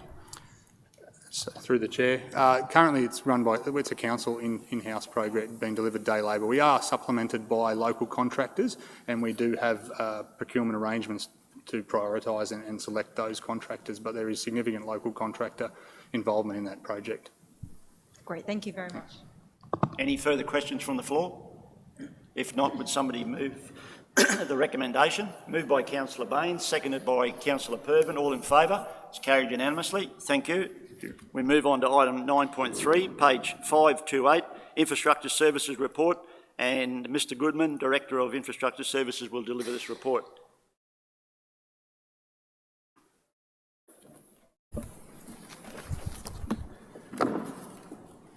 Morning, councillors. Thank you, Mr Mayor. Councillors, just a little background to this report. This is the report for the end of March, so it is quite aged. You will get a report for the month of April at the next meeting, and then you will get a report for May in the first meeting of June. So we just in a process of catch up. So normally you'll get one of these a month, and our intent is to bring them to the first meeting of the month. There's 143 projects we're reporting on in this project. I have no intent on going through those on line by line. You should also be aware that for the very significant projects, particularly those projects that have come to council with a resolution to award a tender, those will typically have a monthly report on those specific projects, and one of those is included, I think it's as the next agenda item. And we have a catch up on a number of water projects that will be coming in the next council meeting. 143 projects, total budget we are looking at 45.2 million. We report it as 86% spent, but that is included money actually spent and money that is committed. So where we have signed a contract for or awarded a contract for $1 million and only delivered $300,000 of that work, the $300,000 shows as actual costs, and the balance of it it shows as committed. So it's perhaps a little better than the 86% figure is perhaps a little better than it, not quite as good as it first looks. I should address the over budget issues which are identified in both transport and marine facilities, and they there's some detail on those on the first paragraph of page 529. They relate in transport to a significant change in scope for the Tully Gorge landslip, which is fully funded through the NDRRA program, and an allocation or awarding of a contract in the marine budget for the Clump Point boat ramp car park, where that funding will be across 2 years. So we're committed those funds now, knowing that that it won't be all spent in this year. So those are of no concern to me. The projects that have been completed for March 2020, that were completed for March 2020 within infrastructure services were the seawall renewal, Flying Fish Point Stage 3, Stodders Hill Reservoir Roof, Banyan Creek Bridge in Tully, SPSO 3 Rising Main Renewal, that's a pump station for sewerage, a Mundu Aerodrome Access Gate Renewal, and the Tully Civic Centre Air Conditioning Renewal. And if councillors have any specific questions, I'm happy to try and answer them. Any questions for Mr Goodman from the floor? If not, would somebody move the recommendation, please? Moved by Councillor Millwood, seconded by Councillor Tui. All in favour? It's carried unanimously. Thank you. We move on to item 9.4, Tully Multi-Use Sporting Complex Grandstand, and hand over to Mr Fisher, the Manager of Asset Engineering. Justin. Morning, councillors.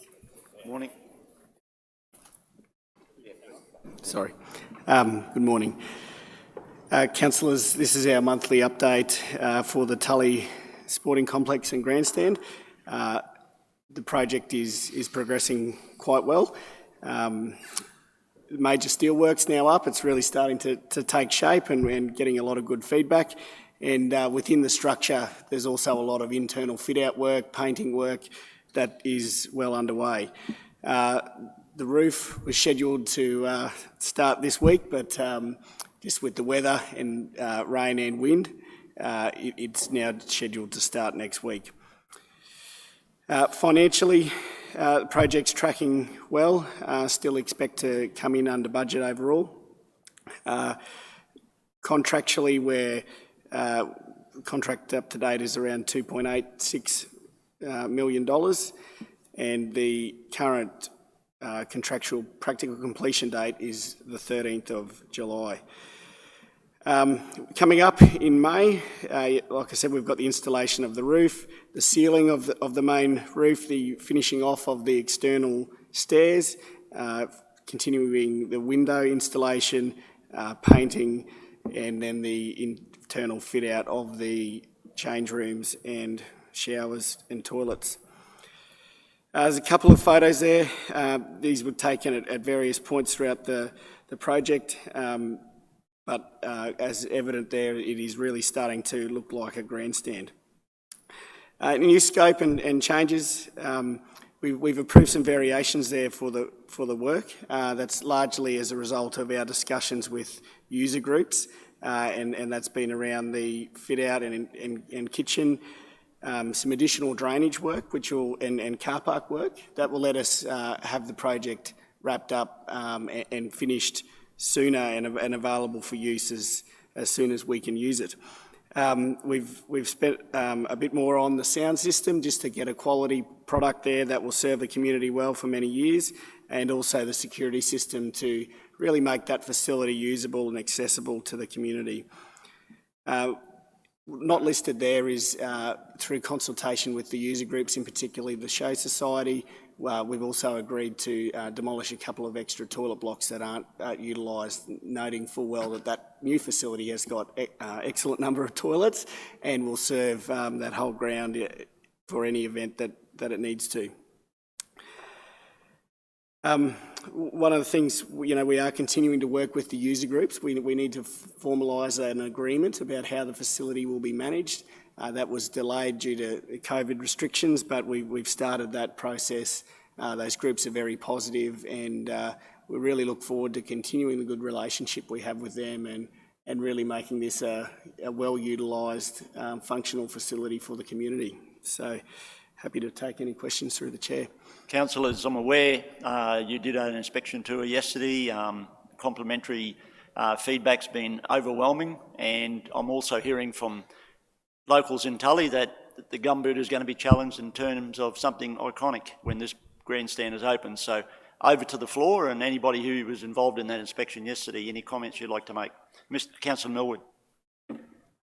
Yes, we did go on a tour over there yesterday and it is mighty impressive. And in regards to the user groups, are they going to form like a committee to manage?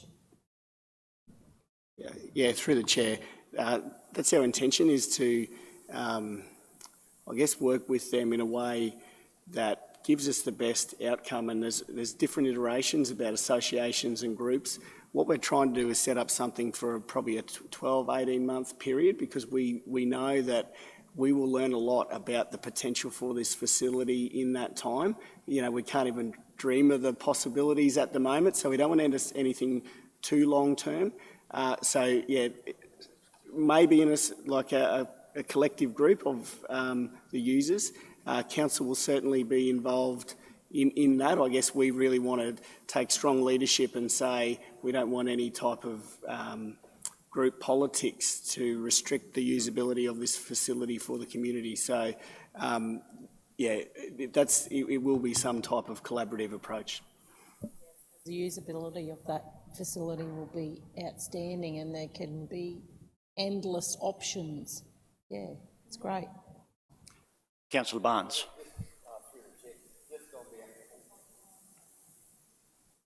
I think just on behalf of the councillors that did a tremendous inspection yesterday, I'd like to thank Justin and Dave for giving up their time, along with the project engineer. They had all the time in the world because we were in awe. We were walking around with our mouth open. But I think they've put so much planning into it, it's astronomical. Every question we had, they had an answer. As long as we don't end up like what happened in Hinchinbrook, the council, along with government money, built a beautiful big grandstand and they outpriced themselves. Now the local rugby league plays out on Fairfoot Road and the grandstand's sitting there like a white elephant. So I think we can learn by that. And like the Mayor said earlier, the uses we've got, especially our proximity halfway between Townsville and Cairns, I think it'll be just endless. Thank you. Thanks, Councillor Barnes. Councillor Chewy.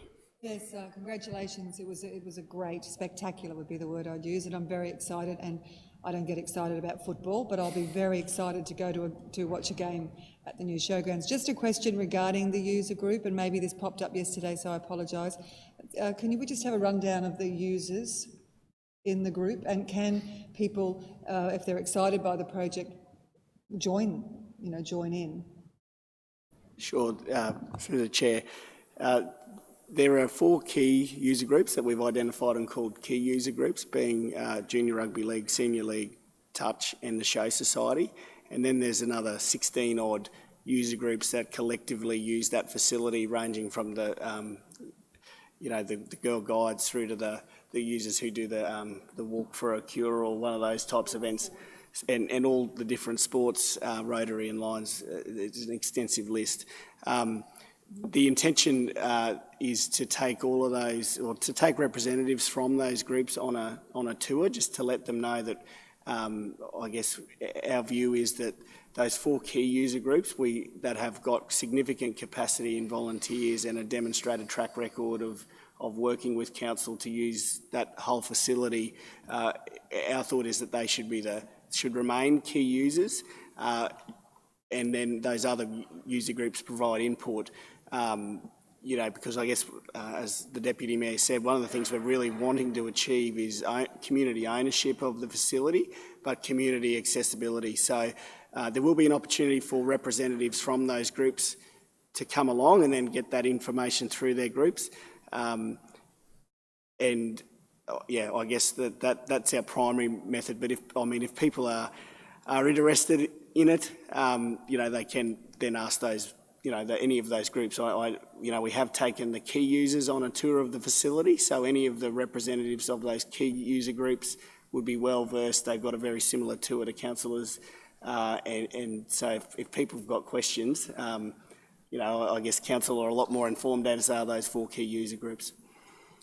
Thank you. And I'd just like to clarify, I shouldn't have said I'm not a fan of football. It's just when my son plays, I worry that he's going to get hurt. So I'd just like to clarify, go Tully Junior Rugby League and Tully Rugby League and all football. Any further comments from the floor? I just want to make a comment about Queensland Treasury Corporation a few years ago warned council that you've got a narrow ratepayer base, you've got a huge asset base. Be careful building new assets. This asset replaced an existing asset. It is not something that was on a wish list, something we plucked out of the air, we got state and federal funding for, and said, yeah, let's build something. The old grandstand was pulled down, so an asset replacing an existing asset. And I think that's good fiscal management, and that's certainly what Queensland Treasury has told the Johnson Shire prior to the amalgamation, and certainly Cassowary Coast Regional Council since our amalgamation in 2008. So to our staff, well done. The challenge is now to attract some international competition there. We've had a state league game at Callender Park in recent years in soccer terms. We've had a state league game in the NRL, and we've had an international World Cup game at Callender Park. So the challenge is to get something into Tully so that we can get bums on seats and enjoy the facility that is almost complete. Any further comments, councillors? If not, trial. Yeah, this is just a test, councillors.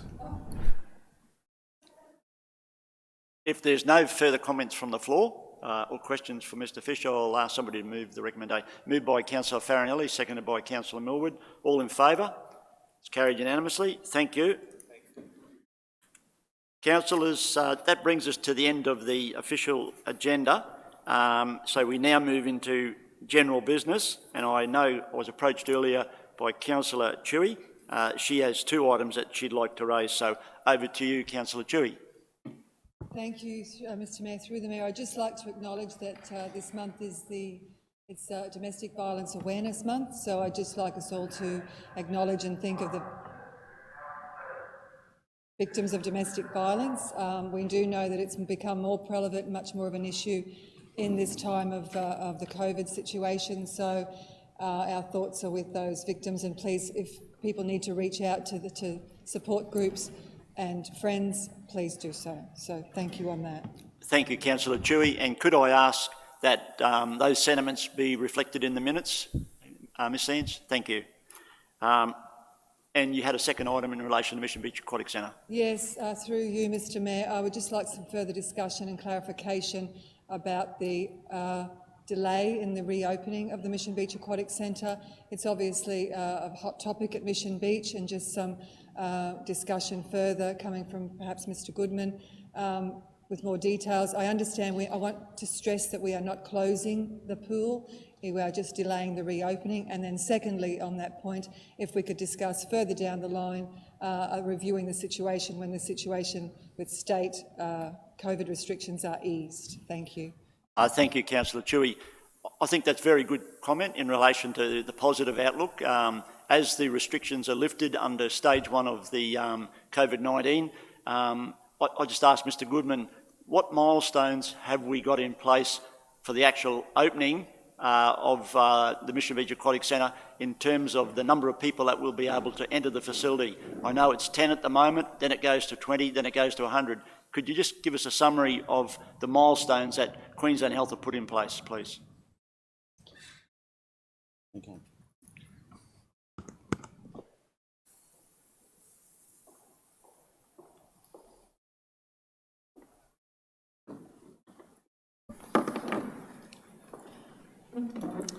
Mr Mayor,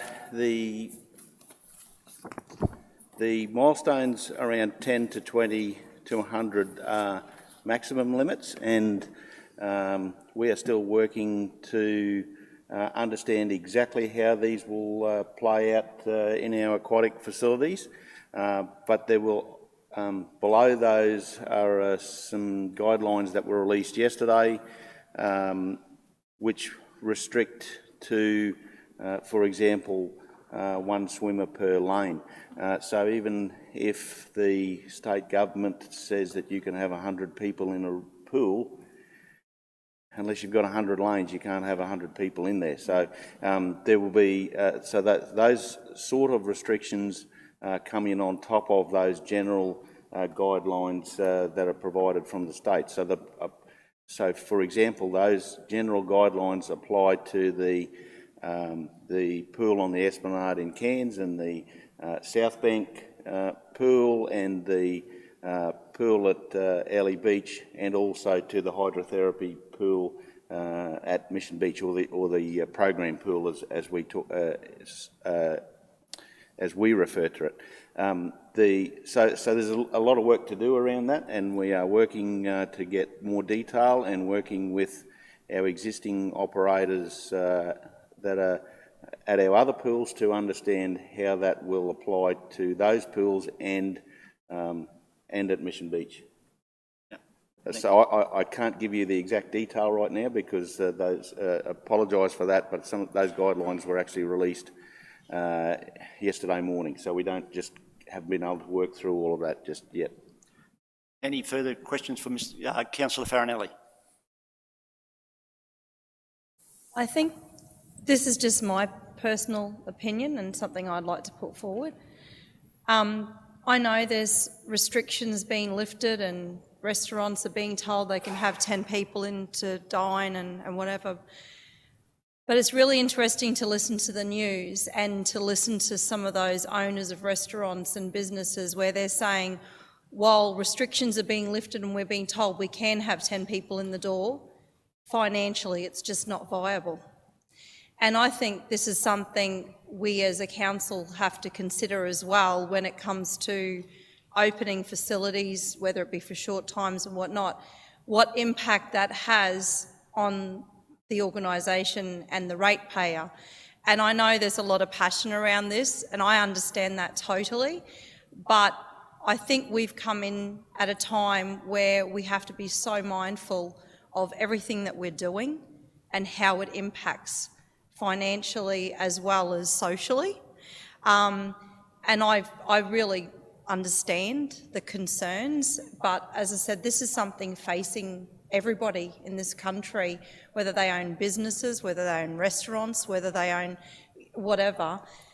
How does this impact us and how do we move forward? And some people are just saying, yeah, I could open my restaurant, but I just can't afford to. And my other concern with regards to the pools is how do we, with the libraries, as we listened to our librarian there earlier, that was really good to listen to her, and as she said, people are mindful of coming in, getting their books and leaving, so then the next people can come in. How do we police that with swimming pools? How do we say to people, well, you're limited to 20 minutes, so then the next person can come in and swim?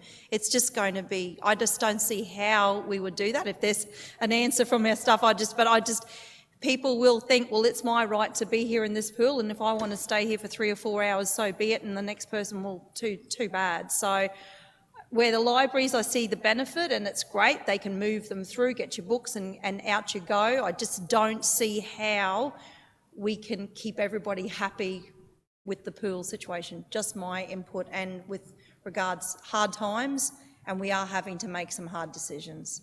Thanks, Councillor Farinelli. Councillor Millwood. Through the chair, I believe that there's more than just opening the pool as the issue, because we don't even have a manager there, do we? Through the chair, that is correct. So the existing arrangement with the Mission Beach, who was the Mission Beach pool operator, that has expired, and we are about to go through the procurement process to engage a new manager for the Mission Beach aquatic facility. So that would certainly present a challenge to us in opening that facility in the short term in any case. Thank you, Mr. Goodman. The other issue is that we've all been lobbied by the members of the community about particularly Mission Beach Aquatic Centre. while we have great empathy for the social wellbeing aspect, people being in isolation, locked up, they want to get out and exercise and that, only 10 are going to be allowed in the gates anyway. What's going to happen to the other 90 that show up with their kids at the gate? Who's going to manage that?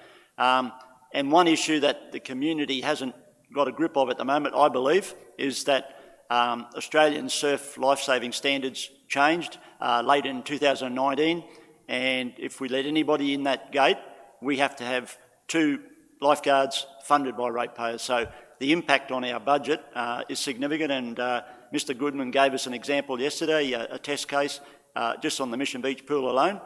If we did open it, it's an impact of $60,000 loss. So weighing up the social wellbeing and the financial management issues, I think 7 council have made the right decision, supporting the decision of the Pandemic Committee, who said that there's got to be a real careful approach to reopening all of our pools, and in line with Tully, Carbel and Innisfail pool managers, August 1 is the effective date. Councillor Farinelli. And that's $60,000 over a 2-month period, and that we can see. I mean, who's to say that there's not more costs involved in that? And that's a concern. That's a lot of money over 2 months, as you say, with such restrictions, and having to turn people away at the door. It's very concerning. Thanks, Councillor Farinelli. Are there any further questions for Mr Goodman? Councillor Tui, you weren't thinking of moving a motion or anything, you just wanted to put it out there on behalf of your community? I just wanted to bring up discussion, and my understanding is, and forgive me if I'm speaking out of line, that the lifeguards have been through JobKeeper.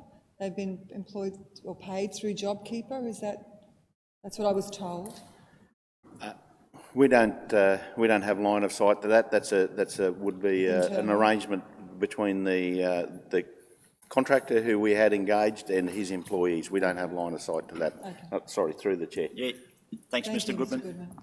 Mr. Goodman. Councillor Barnes. Mr Mayor, I think we should revisit this down the track in a month. Yep. I know we've said the 1st of August. The 11th of July is when we move to that 100-person change. So when that gets closer, I had a talk to our CEO yesterday and he agreed with me, maybe we should revisit it when it gets closer. Because things may change. We only need an outbreak and it'll all go backwards. I agree entirely. While we've got a position right now, it's related to stage 1 of relaxation of restrictions. The matter is in flux, and if our staff come to us with a Pandemic Committee recommendation that a review is required, 7 councillors will comply with that for sure. No drama. It's not locked in. Any further comments or questions for Mr Goodman? No, thank you. Thanks for raising that item, Councillor Tui, because all 7 of us have been lobbied heavily, and it has been a tough one because we understand people's mental health issues and they want to get out, particularly with the therapeutic pool. There are stroke victims and others that really need that daily exercise, and I know their carers are very worried about their well-being in that regard. So it's just a balancing act at the moment, but like Councillor Barnes said, a review can occur in a month's time once Queensland Health give us a green light. This matter is being managed by them, not council. So any blame sharing, let's be clear about it.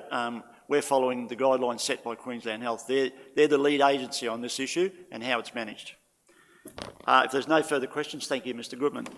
I have a couple of items in tourism, and Councillor Farinelli, you'll be taking management of these after today, given that you've taken on board the economic development and tourism portfolio.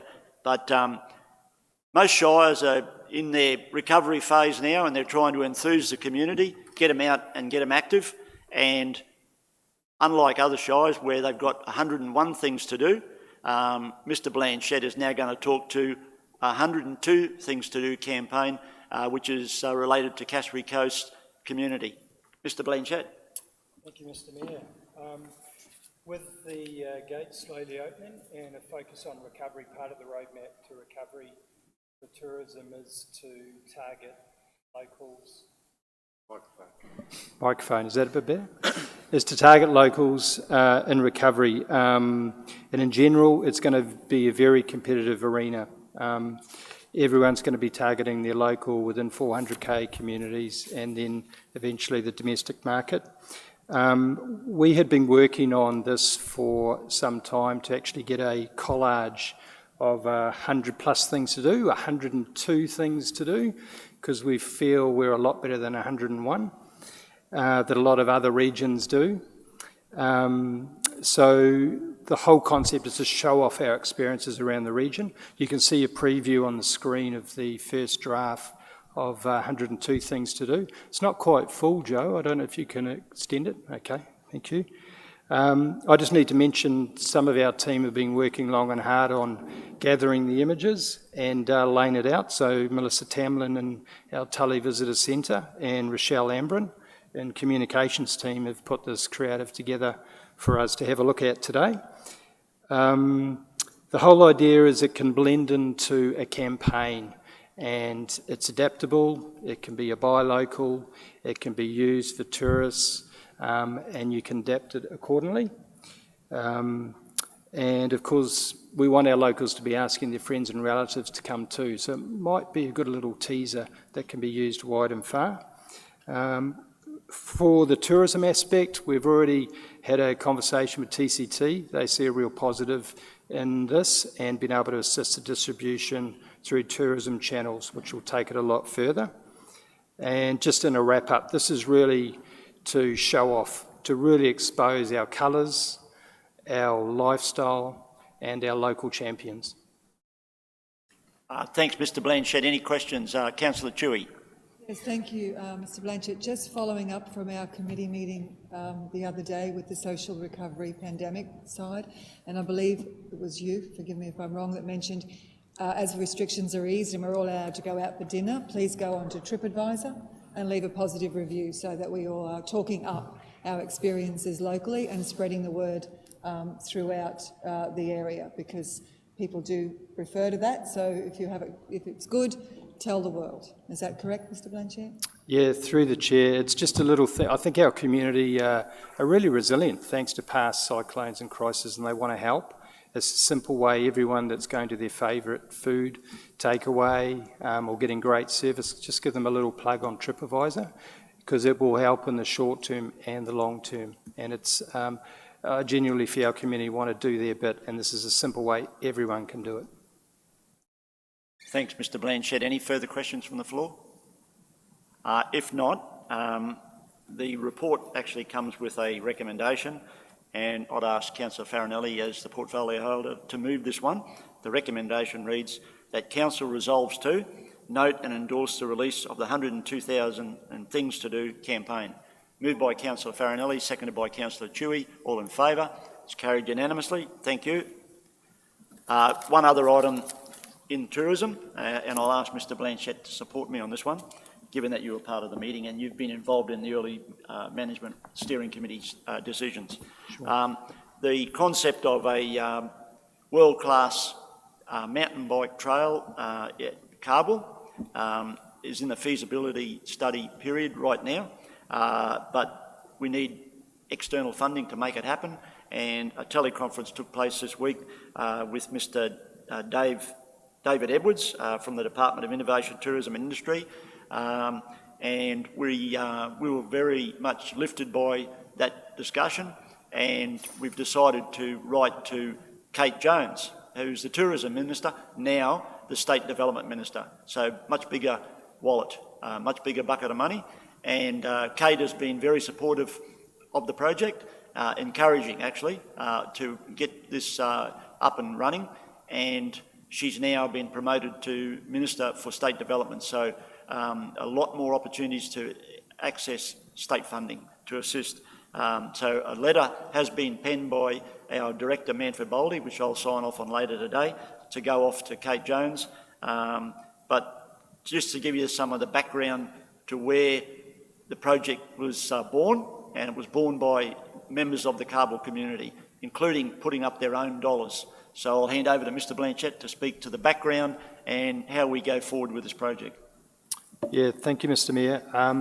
Yeah, certainly the Kabul community have been banging our ears about this project since mid last year, and the community has really taken ownership of it. I think the Mayor and other councillors have been at some of those community meetings of up to 80, 90 people down at the Country Club. It's gained a lot of momentum. The concept is from the community has been looking at a world-class mountain bike destination. And destination is the word that the community has kept reminding us, Mr Mayor. And that was one based in Derby in Tasmania. There's a long story to that, and a lot of economy built off it, and it's basically exploded as a world-class place to go in a little town. It was a very pretty little town, but it was at a dead end. Carball's a bit more sport for choice than Derby was, Mr Mayor, but the community has gathered this, and it's come into a very strong position with support. There's a funded feasibility concept plan that we're working on now, and that needs to progress to look at the holistic view to what's realistic and achievable. In the short term, we've had a very positive situation that we might have an opportunity to develop a taste of the trails at Carball should we have a success with the Minister, and this could potentially see up to 4 kilometres of single track mountain bike to help share the story and communicate on about the bigger project. Thanks, Mr Blanchett. Councillor Barnes, in the teleconference you talked about helping tourism leaders design a tourism package if this mountain bike project gets up and running.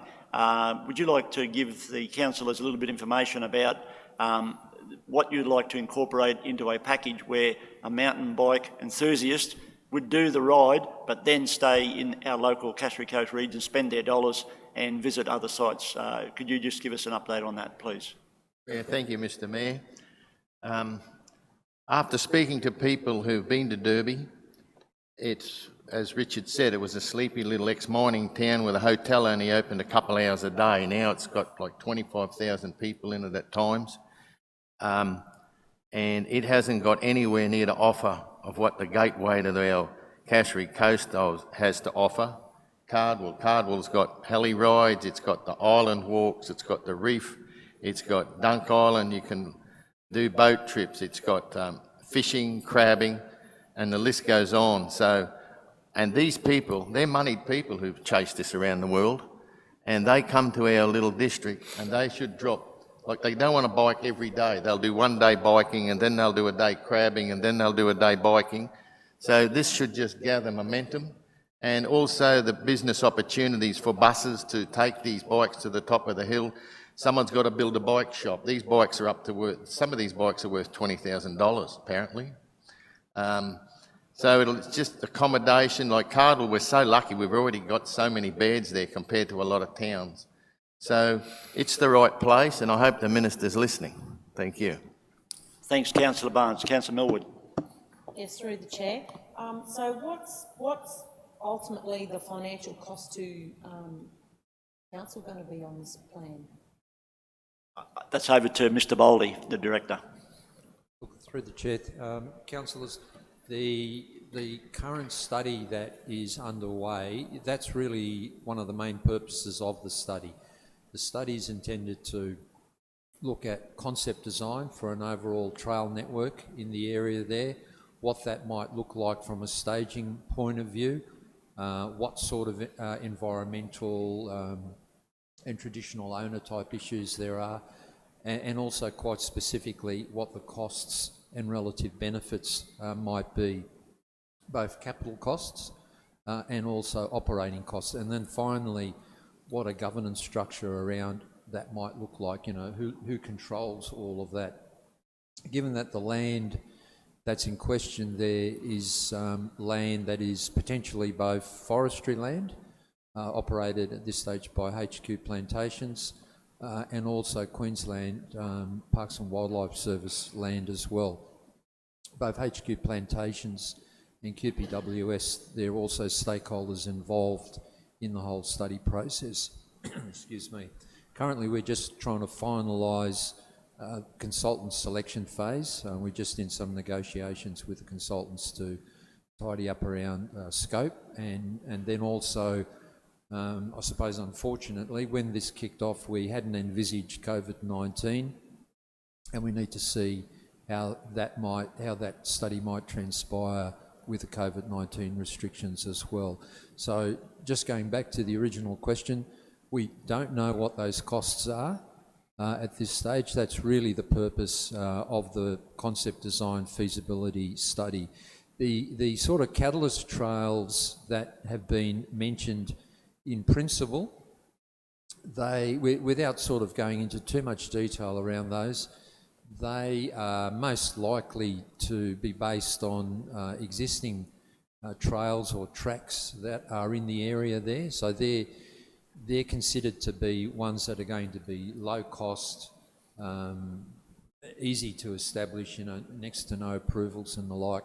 That's something that council staff, after the conversation that the Mayor and Deputy Mayor had this week with Mr Dave Edwards and the encouragement that was provided there, that's now matters that council staff and state development, infrastructure, tourism innovation people are currently working on to put forward as a possible proposal.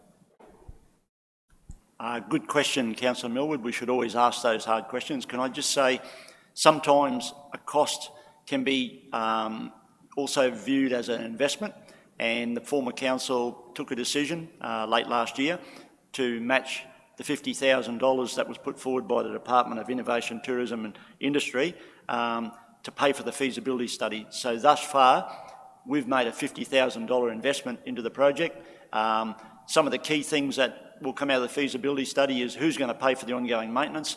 But the other important thing about ownership is, and the community coming together, is that the traditional owners, the Gurumay and the Gurigan people, are on the steering committee, and they're really promoting this project. Now, if you go for state or federal funding and you've got a partnership at steering committee level with the traditional owners, I tell you, it's a positive. It gives you a better chance of winning that application for grant money.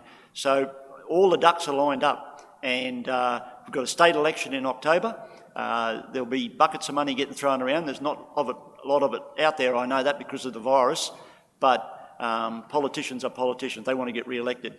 And Mr Catter and Mr Knuth and Mr Demetto hold the balance of power at the moment in terms of Cassowary Coast. Catter Party dominates this area. We're working very closely with our local members and the traditional owners to make sure this project gets up. Through the Chair, I just also wanted to know if this was to go ahead, what would be the usage on it? Would it be open all the time, or is it only open for special events, or? Over to Mr Blanchett. Yeah, look, through the Chair, good question. And again, that's what the feasibility concept plan will assess. I can give you a general on mountain parks like Derby and Smithfield and Cairns and Atherton Tableland. They don't generally have an open or closed time. You pull up at the trailhead with your mates or your family, and you go for a ride. There's natural constraints like light and dark, but these are the aspects that need to be considered in the feasibility study. There is a lot of data on mountain bike destinations and trails around the world, so there's access to that, and when their consultants appointed, these are some of the key things we want covered in the study. Thanks, Mr Blanchett. Councillor Farinelli. Through the Chair, no doubt you're also considering what happens if a natural disaster occurs, because I imagine that would severely impact the tracks, wouldn't it, if there was a cyclone? So that's being obviously worked into any feasibility studies as well? Who's going to answer that one? Sure, yeah, through the Mayor. I think I'll leave that one with the experts. We're fortunate one of the consultants that has bid is a world leader in trail design and has been involved in trails in this region that have been through cyclones and hosted world championship title events. But I guess I'll leave that for the experts, Mr Mayor, if that's all right, on the trail design. Thanks, Mr Blanchett. Over to Mr Boldy. Through the Chair, just on the trails, I mean, these are bike trails. They look like small, narrow, quite rough terrain trails. They're not, road type trails. Perhaps some of the ones that are further down, sort of in the forestry area and the like, they may well be a little bit more multi-use, but then they'll also have that potentially a bit of forestry use. So, they'll get looked after that way. Just going going back to the question about the operation of the trails, the intention of mountain biking in that area was very much, not so much just about the mountain bike opportunity, but about an economic opportunity for Cardwell. So it's very much about how Cardwell gets to leverage off that opportunity through business activity, not necessarily just mountain bike related, but in terms of attracting people to the area, most certainly getting them to use mountain bike facilities should they eventuate there, but also to do other activities, and Councillor Barnes mentioned a host of those.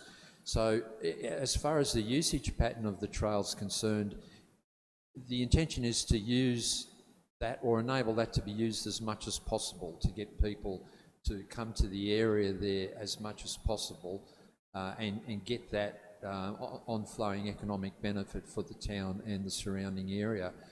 The consultants that we're currently negotiating with, as Mr. Blanchard pointed out, they are world leaders in what they do in terms of trail development, and they have worked on some significant state trail, in fact they are working on a significant state trail project at the moment, and have been involved in trails of this type, and I understand also in Derby as well. So they have very good credentials in that field, but I keep reiterating the focus here is very much about Cardwell and the benefits that are likely to eventuate for the town, and I guess to try and contribute to some sustainable growth and economic activity there.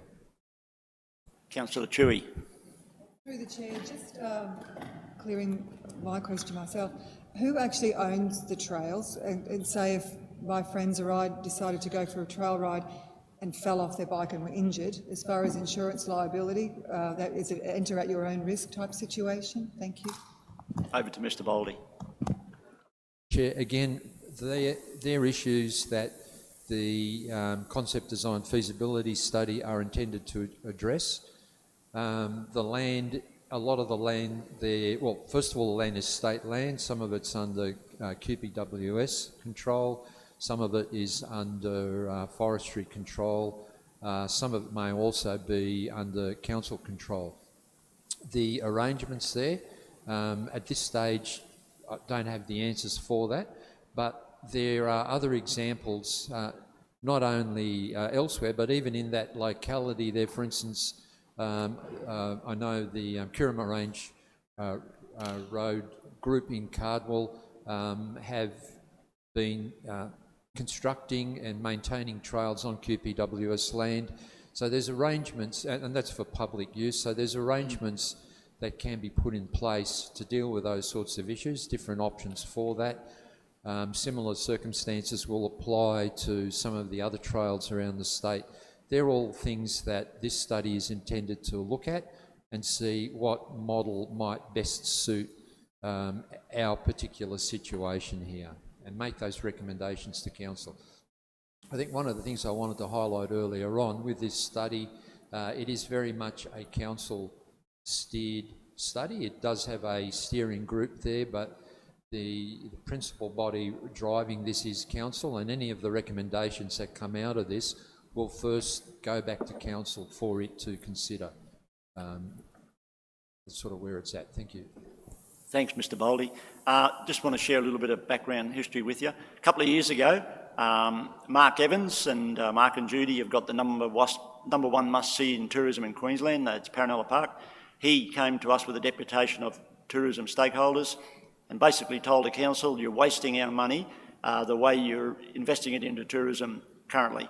What did we have to do? You've got to get into destination marketing.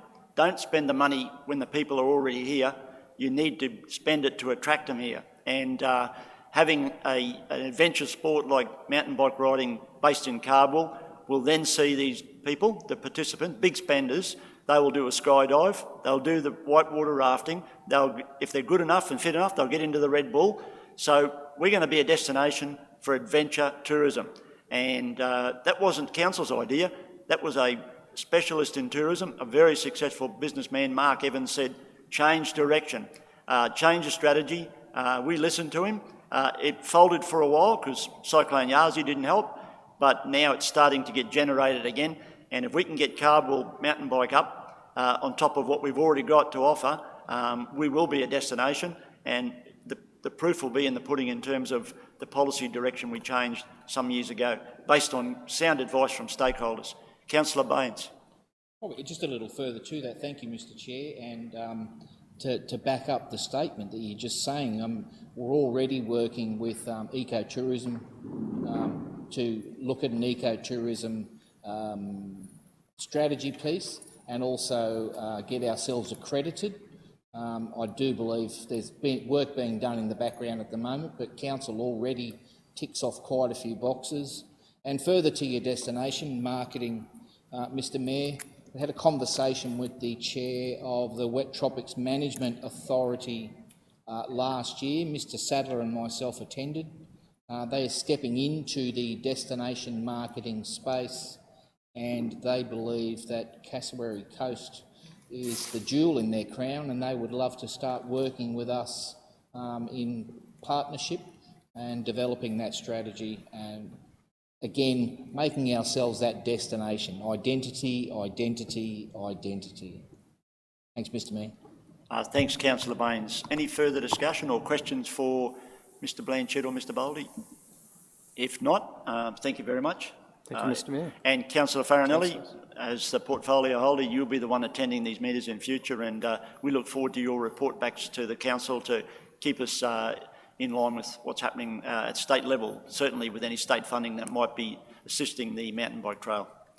Are there any further general business items, councillors? Councillor Baines.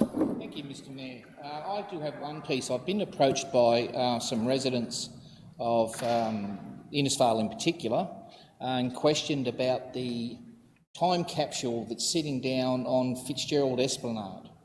I did a bit of research and made some inquiries because they were trying to, they contributed to the time capsule in the day, and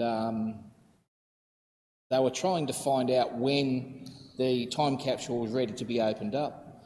During the investigations, we've discovered that a date was never set to open the time capsule. So, and this is just a pretty piece, Mr Mayor, but I think possibly with next year being the 40th anniversary, there may be an opportunity for us to start investigating, reinvigorating the time capsule and get a snapshot of Innisfail itself in particular, but Cassowary Coast region post-pandemic, and see if it's a piece we can work with. That's a great idea. Given the challenge that's been confronting council with the COVID-19 and how we come out of this, the recovery phase, I think it would be a wonderful exercise. I can share a little bit of history with you.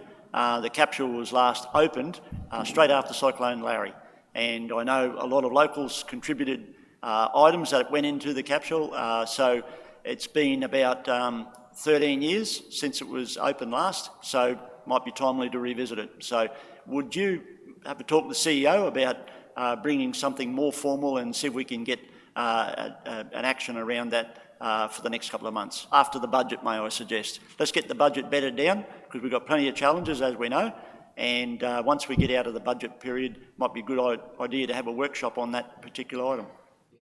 Certainly, Mr Mayor, I'll definitely work towards that. I know we've got very important things on our plate at the moment, budget and COVID at the same time, but this may lend itself to being a good morale boost, recovery and resilience piece going into the future. And possibly not just Innisfail. Why don't we expand it outside the region and maybe get a snapshot across the entire region? So. Yeah, well, good point. Given the timing, that capsule was opened, and it was residents of Johnson Shire that contributed to putting more stuff in there. Next time it gets done, it's going to be the Cassowary Coast Regional Council residents that can contribute to it. So kids and grandkids who might be at a reopening in the future can find out mum and dad were once on the council, and yeah, Councillor Chewy. Mayor, just to clarify, so it was 40 years ago that it was first established, is that what you said? You mentioned 40 years. In November next year. Yeah, that's what I meant, yes, yes, okay, thank you. Are there any further items of general business, councillors? If not, that brings us to a close of our open section of the meeting. We're now ready to move into committee. and I'm just trying to give Mr Wilson a signal here so he knows. I love North Queensland. I've been here for nearly 40 years now. I love the rainforest, I love the ocean, and it's just a beautiful area to live. Hello, I'm Sharon Smith. I'm the Nursery Supervisor for the Cassowary Coast Regional Council, the Innisfail Nursery, and I've been here for nearly 21 years. My job is a lot to do with growing native trees. We have seed production, we pot on trees on Thursday mornings, and we grow trees for our ratepayers, and we rehabilitate creek banks and riverbanks. Well, I've always liked gardening, so I had the opportunity they wanted a matured age person here for this trainee position, so I applied for it and I was lucky enough to get it at the time. I love working with the volunteers. When we first started 21 years ago, we only had 4 volunteers, and over the years we've grown to between 20 and 30 volunteers that have been coming nearly as long as I've been here. 17, 18 years, and every Thursday morning they all come with morning tea, come along and peel seeds for me, wash pots, weeding and pot on trees. So without their help, there's no way I'd be able to run this nursery on my own 3 days a week. Fantastic, I love the volunteers, very much so. They're like family to me now. We have a tree giveaway between the both council nurseries, Innisfail Nursery and Tully Nursery, that we do around 4 times a year. So each ratepayer will be entitled to 2 trees per person, and it's run over 2 weeks, Thursday and Friday, and they love it. You get to meet some wonderful people in the community, and they're just so happy to walk out with their free trees. And the best one is seeing children walk out with their free tree. They just love it. The smile on their face when they walk out holding their tree to go home with, and that's the best part of the job, because you're teaching young ones, grow your trees for your birds and your butterflies. My favourite time to spend away, I love my partner and I go down to Cardwell. After Cyclone Yassi, we've been going down supporting the community of Cardwell, and they have great coffee, great cafes, fantastic seafood, and to look out over Hinchinbrook and just have a cold beer and eat prawns is beautiful. It is so relaxing, just all your stresses go away, and it's just the best.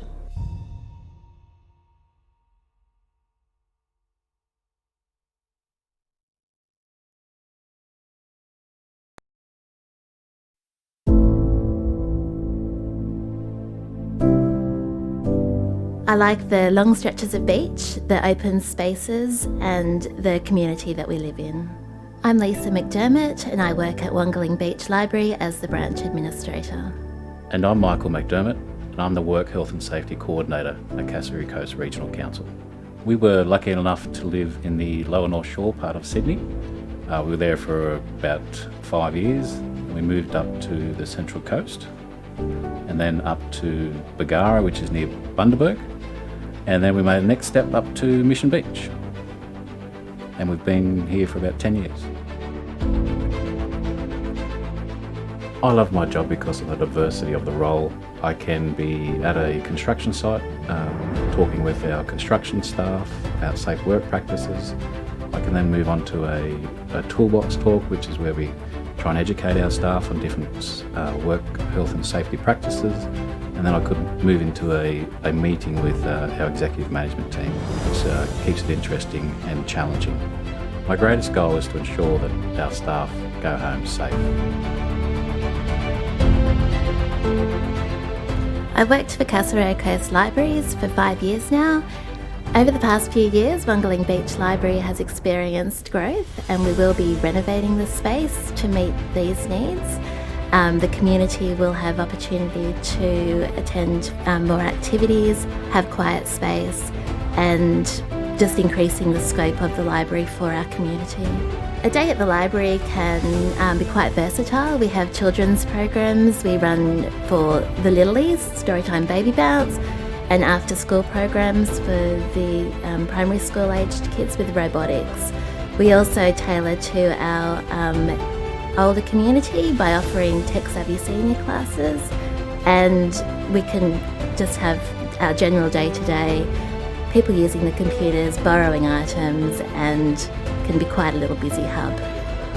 The most rewarding part of the job is seeing the community day-to-day, so faces of people that you might see down the street on the beach, coming into the library to use our facility and for their entertainment purposes, or just to come and enjoy our quiet space. In our spare time, we like to walk along the beach, do rainforest walks, and just really enjoy our environment over weekends. At times you'll see me at home on the couch reading a book, trying to catch up with the avid readers we have here at the library. Since moving to Mission Beach, we've made it our home and we wouldn't want to live anywhere else. We've been further south and have migrated north, and this is as far as we'll go.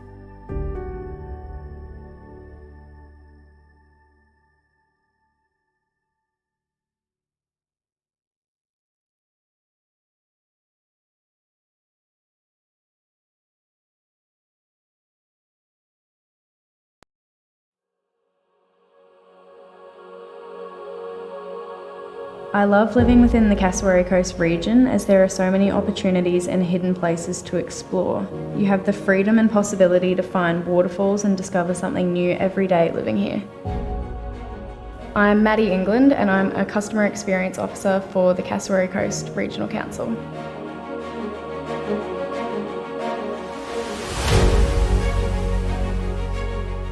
I've worked at Cassowary Coast Regional Council for almost 2 years now, and I started with a business admin traineeship when I was 17 years old. Before working at Cassowary Coast Regional Council, I had a part-time job at Woolworths Mission Beach in the deli, and I also worked part-time at a real estate agent in Mission Beach as well. And then I recently graduated grade 12 the year before starting at council, and applied for a traineeship just after finishing.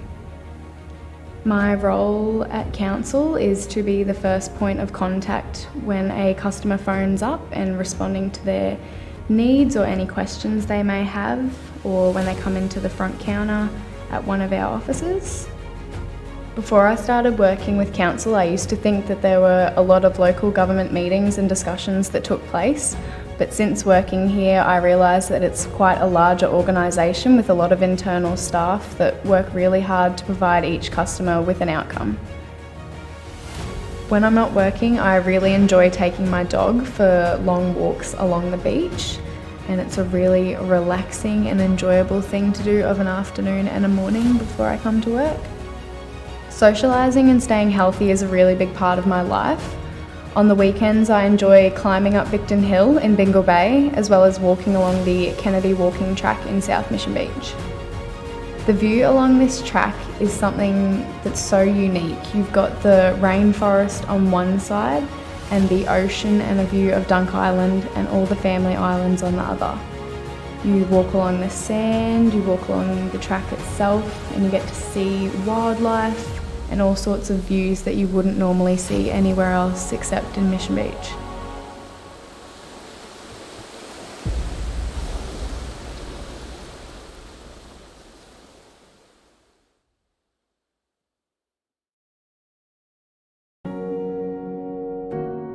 I love North Queensland. I've been here for nearly 40 years now. I love the rainforest, I love the ocean, and it's just a beautiful area to live.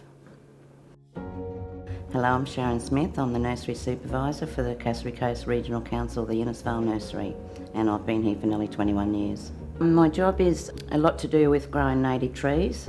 We have seed production, we pot on trees on Thursday mornings, and we grow trees for our ratepayers, and we rehabilitate creek banks and riverbanks.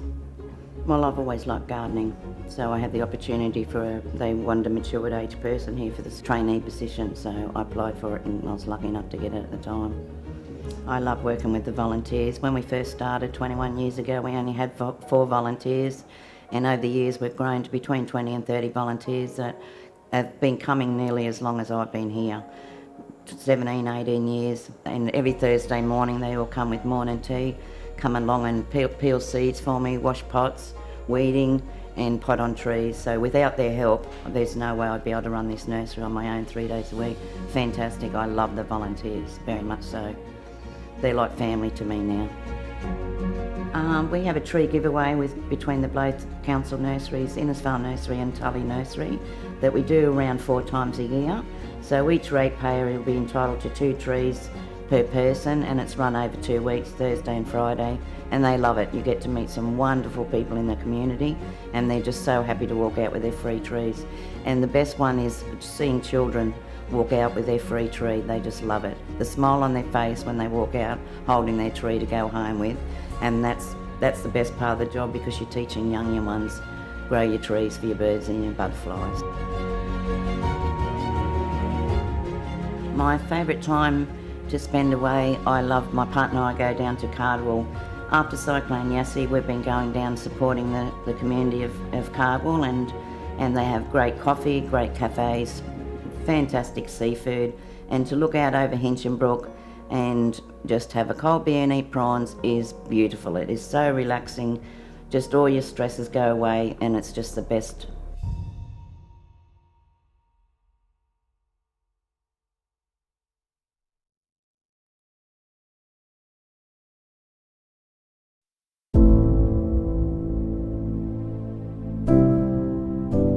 I like the long stretches of beach, the open spaces, and the community that we live in. I'm Lisa McDermott, and I work at Wangaling Beach Library as the branch administrator. And I'm Michael McDermott, and I'm the Work Health and Safety Coordinator at Cassowary Coast Regional Council. We were lucky enough to live in the lower North Shore part of Sydney. We were there for about 5 years, and we moved up to the Central Coast, and then up to Bargara, which is near Bundaberg, and then we made the next step up to Mission Beach. And we've been here for about 10 years. I love my job because of the diversity of the role. I can be at a construction site, talking with our construction staff about safe work practices. I can then move on to a toolbox talk, which is where we try and educate our staff on different work health and safety practices. And then I could move into a meeting with our executive management team, which keeps it interesting and challenging. My greatest goal is to ensure that our staff go home safe. I've worked for Cassowary Coast Libraries for 5 years now. Over the past few years, Wangaling Beach Library has experienced growth, and we will be renovating the space to meet these needs. The community will have opportunity to attend more activities, have quiet space, and just increasing the scope of the library for our community. A day at the library can be quite versatile. We have children's programs. We run for the littlies, Storytime Baby Bounce, and after school programs for the primary school aged kids with robotics. We also tailor to our older community by offering tech-savvy senior classes, and we can just have our general day-to-day people using the computers, borrowing items, and can be quite a little busy hub. The most rewarding part of the job is seeing the community day-to-day, so faces of people that you might see down the street on the beach coming into the library to use our facility, and for their entertainment purposes, or just to come and enjoy our quiet space. In our spare time, we like to walk along the beach, do rainforest walks, and just really enjoy our environment on the weekends. At times you'll see me at home on the couch reading a book, trying to catch up with the avid readers we have here at the library. Since moving to Mission Beach, we've made it our home, and we wouldn't want to live anywhere else. We've been further south and have migrated north, and this is as far as we'll go.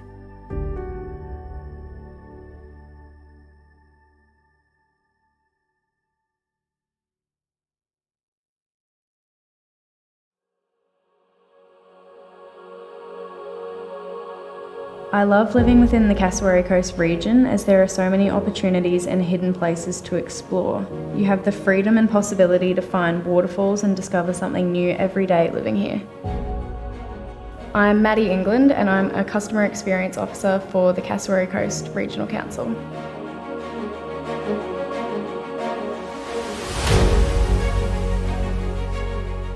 I've worked at Cassowary Coast Regional Council for almost 2 years now, and I started with a business admin traineeship when I was 17 years old. Before working at Cassowary Coast Regional Council, I had a part-time job at Woolworths Mission Beach in the deli, and I also worked part-time at a real estate agent in Mission Beach as well. And then I recently graduated grade 12 the year before starting at council and applied for a traineeship just after finishing. My role at council is to be the first point of contact when a customer phones up and responding to their needs or any questions they may have, or when they come into the front counter at one of our offices. Before I started working with council, I used to think that there were a lot of local government meetings and discussions that took place, but since working here I realised that it's quite a larger organisation with a lot of internal staff that work really hard to provide each customer with an outcome. When I'm not working, I really enjoy taking my dog for long walks along the beach, and it's a really relaxing and enjoyable thing to do of an afternoon and a morning before I come to work. Socialising and staying healthy is a really big part of my life. On the weekends I enjoy climbing up Victon Hill in Bingle Bay, as well as walking along the Kennedy walking track in South Mission Beach. The view along this track is something that's so unique. You've got the rainforest on one side and the ocean and a view of Dunk Island and all the family islands on the other. You walk along the sand, you walk along the track itself, and you get to see wildlife and all sorts of views that you wouldn't normally see anywhere else except in Mission Beach.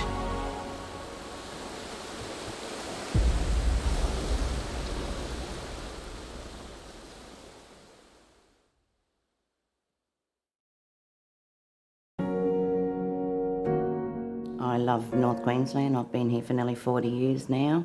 I love the rainforest, I love the ocean, and it's just a beautiful area to live. Hello, I'm Sharon Smith. I'm the Nursery Supervisor for the Cassowary Coast Regional Council, the Innisfail Nursery, and I've been here for nearly 21 years. My job is a lot to do with growing native trees. We have seed production, we pot on trees on Thursday mornings, and we grow trees for our ratepayers, and we rehabilitate creek banks and riverbanks. Well, I've always liked gardening, so I had the opportunity they wanted a matured age person here for this trainee position, so I applied for it and I was lucky enough to get it at the time. I love working with the volunteers. When we first started 21 years ago, we only had 4 volunteers, and over the years we've grown to between 20 and 30 volunteers that have been coming nearly as long as I've been here. 17, 18 years, and every Thursday morning they all come with morning tea, come along and peel seeds for me, wash pots, weeding and pot on trees. So without their help, there's no way I'd be able to run this nursery on my own 3 days a week. Fantastic, I love the volunteers, very much so. They're like family to me now. We have a tree giveaway between the both council nurseries, Innisfail Nursery and Tully Nursery, that we do around 4 times a year. So each ratepayer will be entitled to 2 trees per person, and it's run over 2 weeks, Thursday and Friday, and they love it. You get to meet some wonderful people in the community, and they're just so happy to walk out with their free trees. And the best one is seeing children walk out with their free tree. They just love it. The smile on their face when they walk out holding their tree to go home with, and that's the best part of the job, because you're teaching young ones, grow your trees for your birds and your butterflies. My favourite time to spend away, I love my partner and I go down to Cardwell. After Cyclone Yassi, we've been going down supporting the community of Cardwell, and they have great coffee, great cafes, fantastic seafood, and to look out over Hinchin Brook and just have a cold beer and eat prawns is beautiful. It is so relaxing, just all your stresses go away, and it's just the best.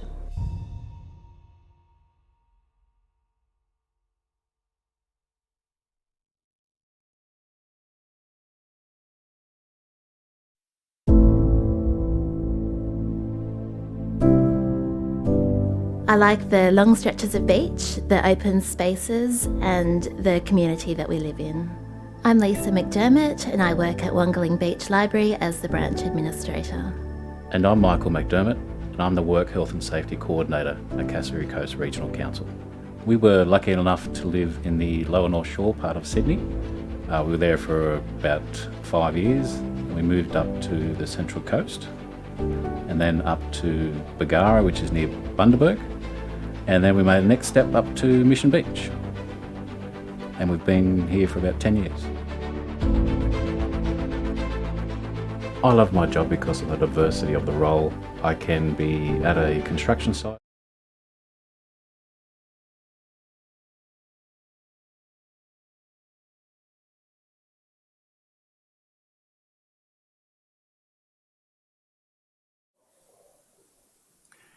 Okay, councillors, we've had our discussion in the confidential section of the meeting.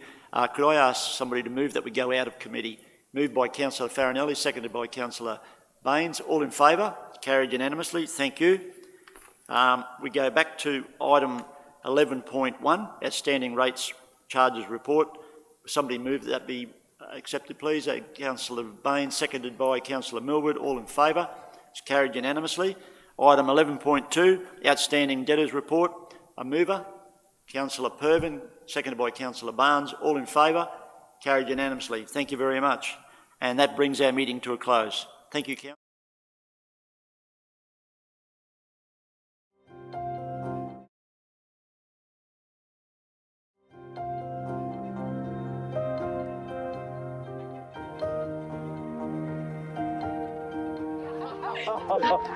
Oh, good to see you. Just up the road, about 10-minute drive, there's Mandroy Falls. It's incredible. Let's get some fruit and check it out. All right, rock and roll.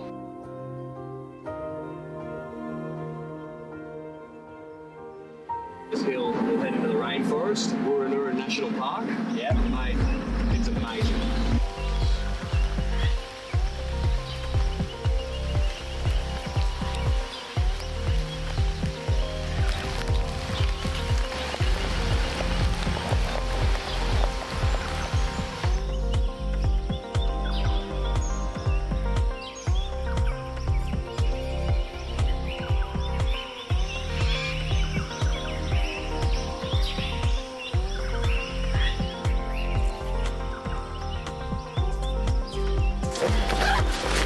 All right, team, let's do it.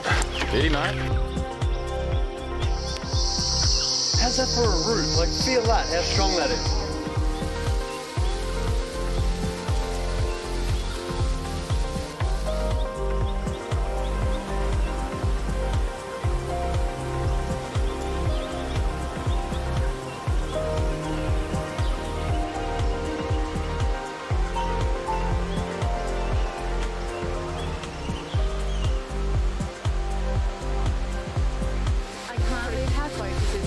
Such a hidden gem.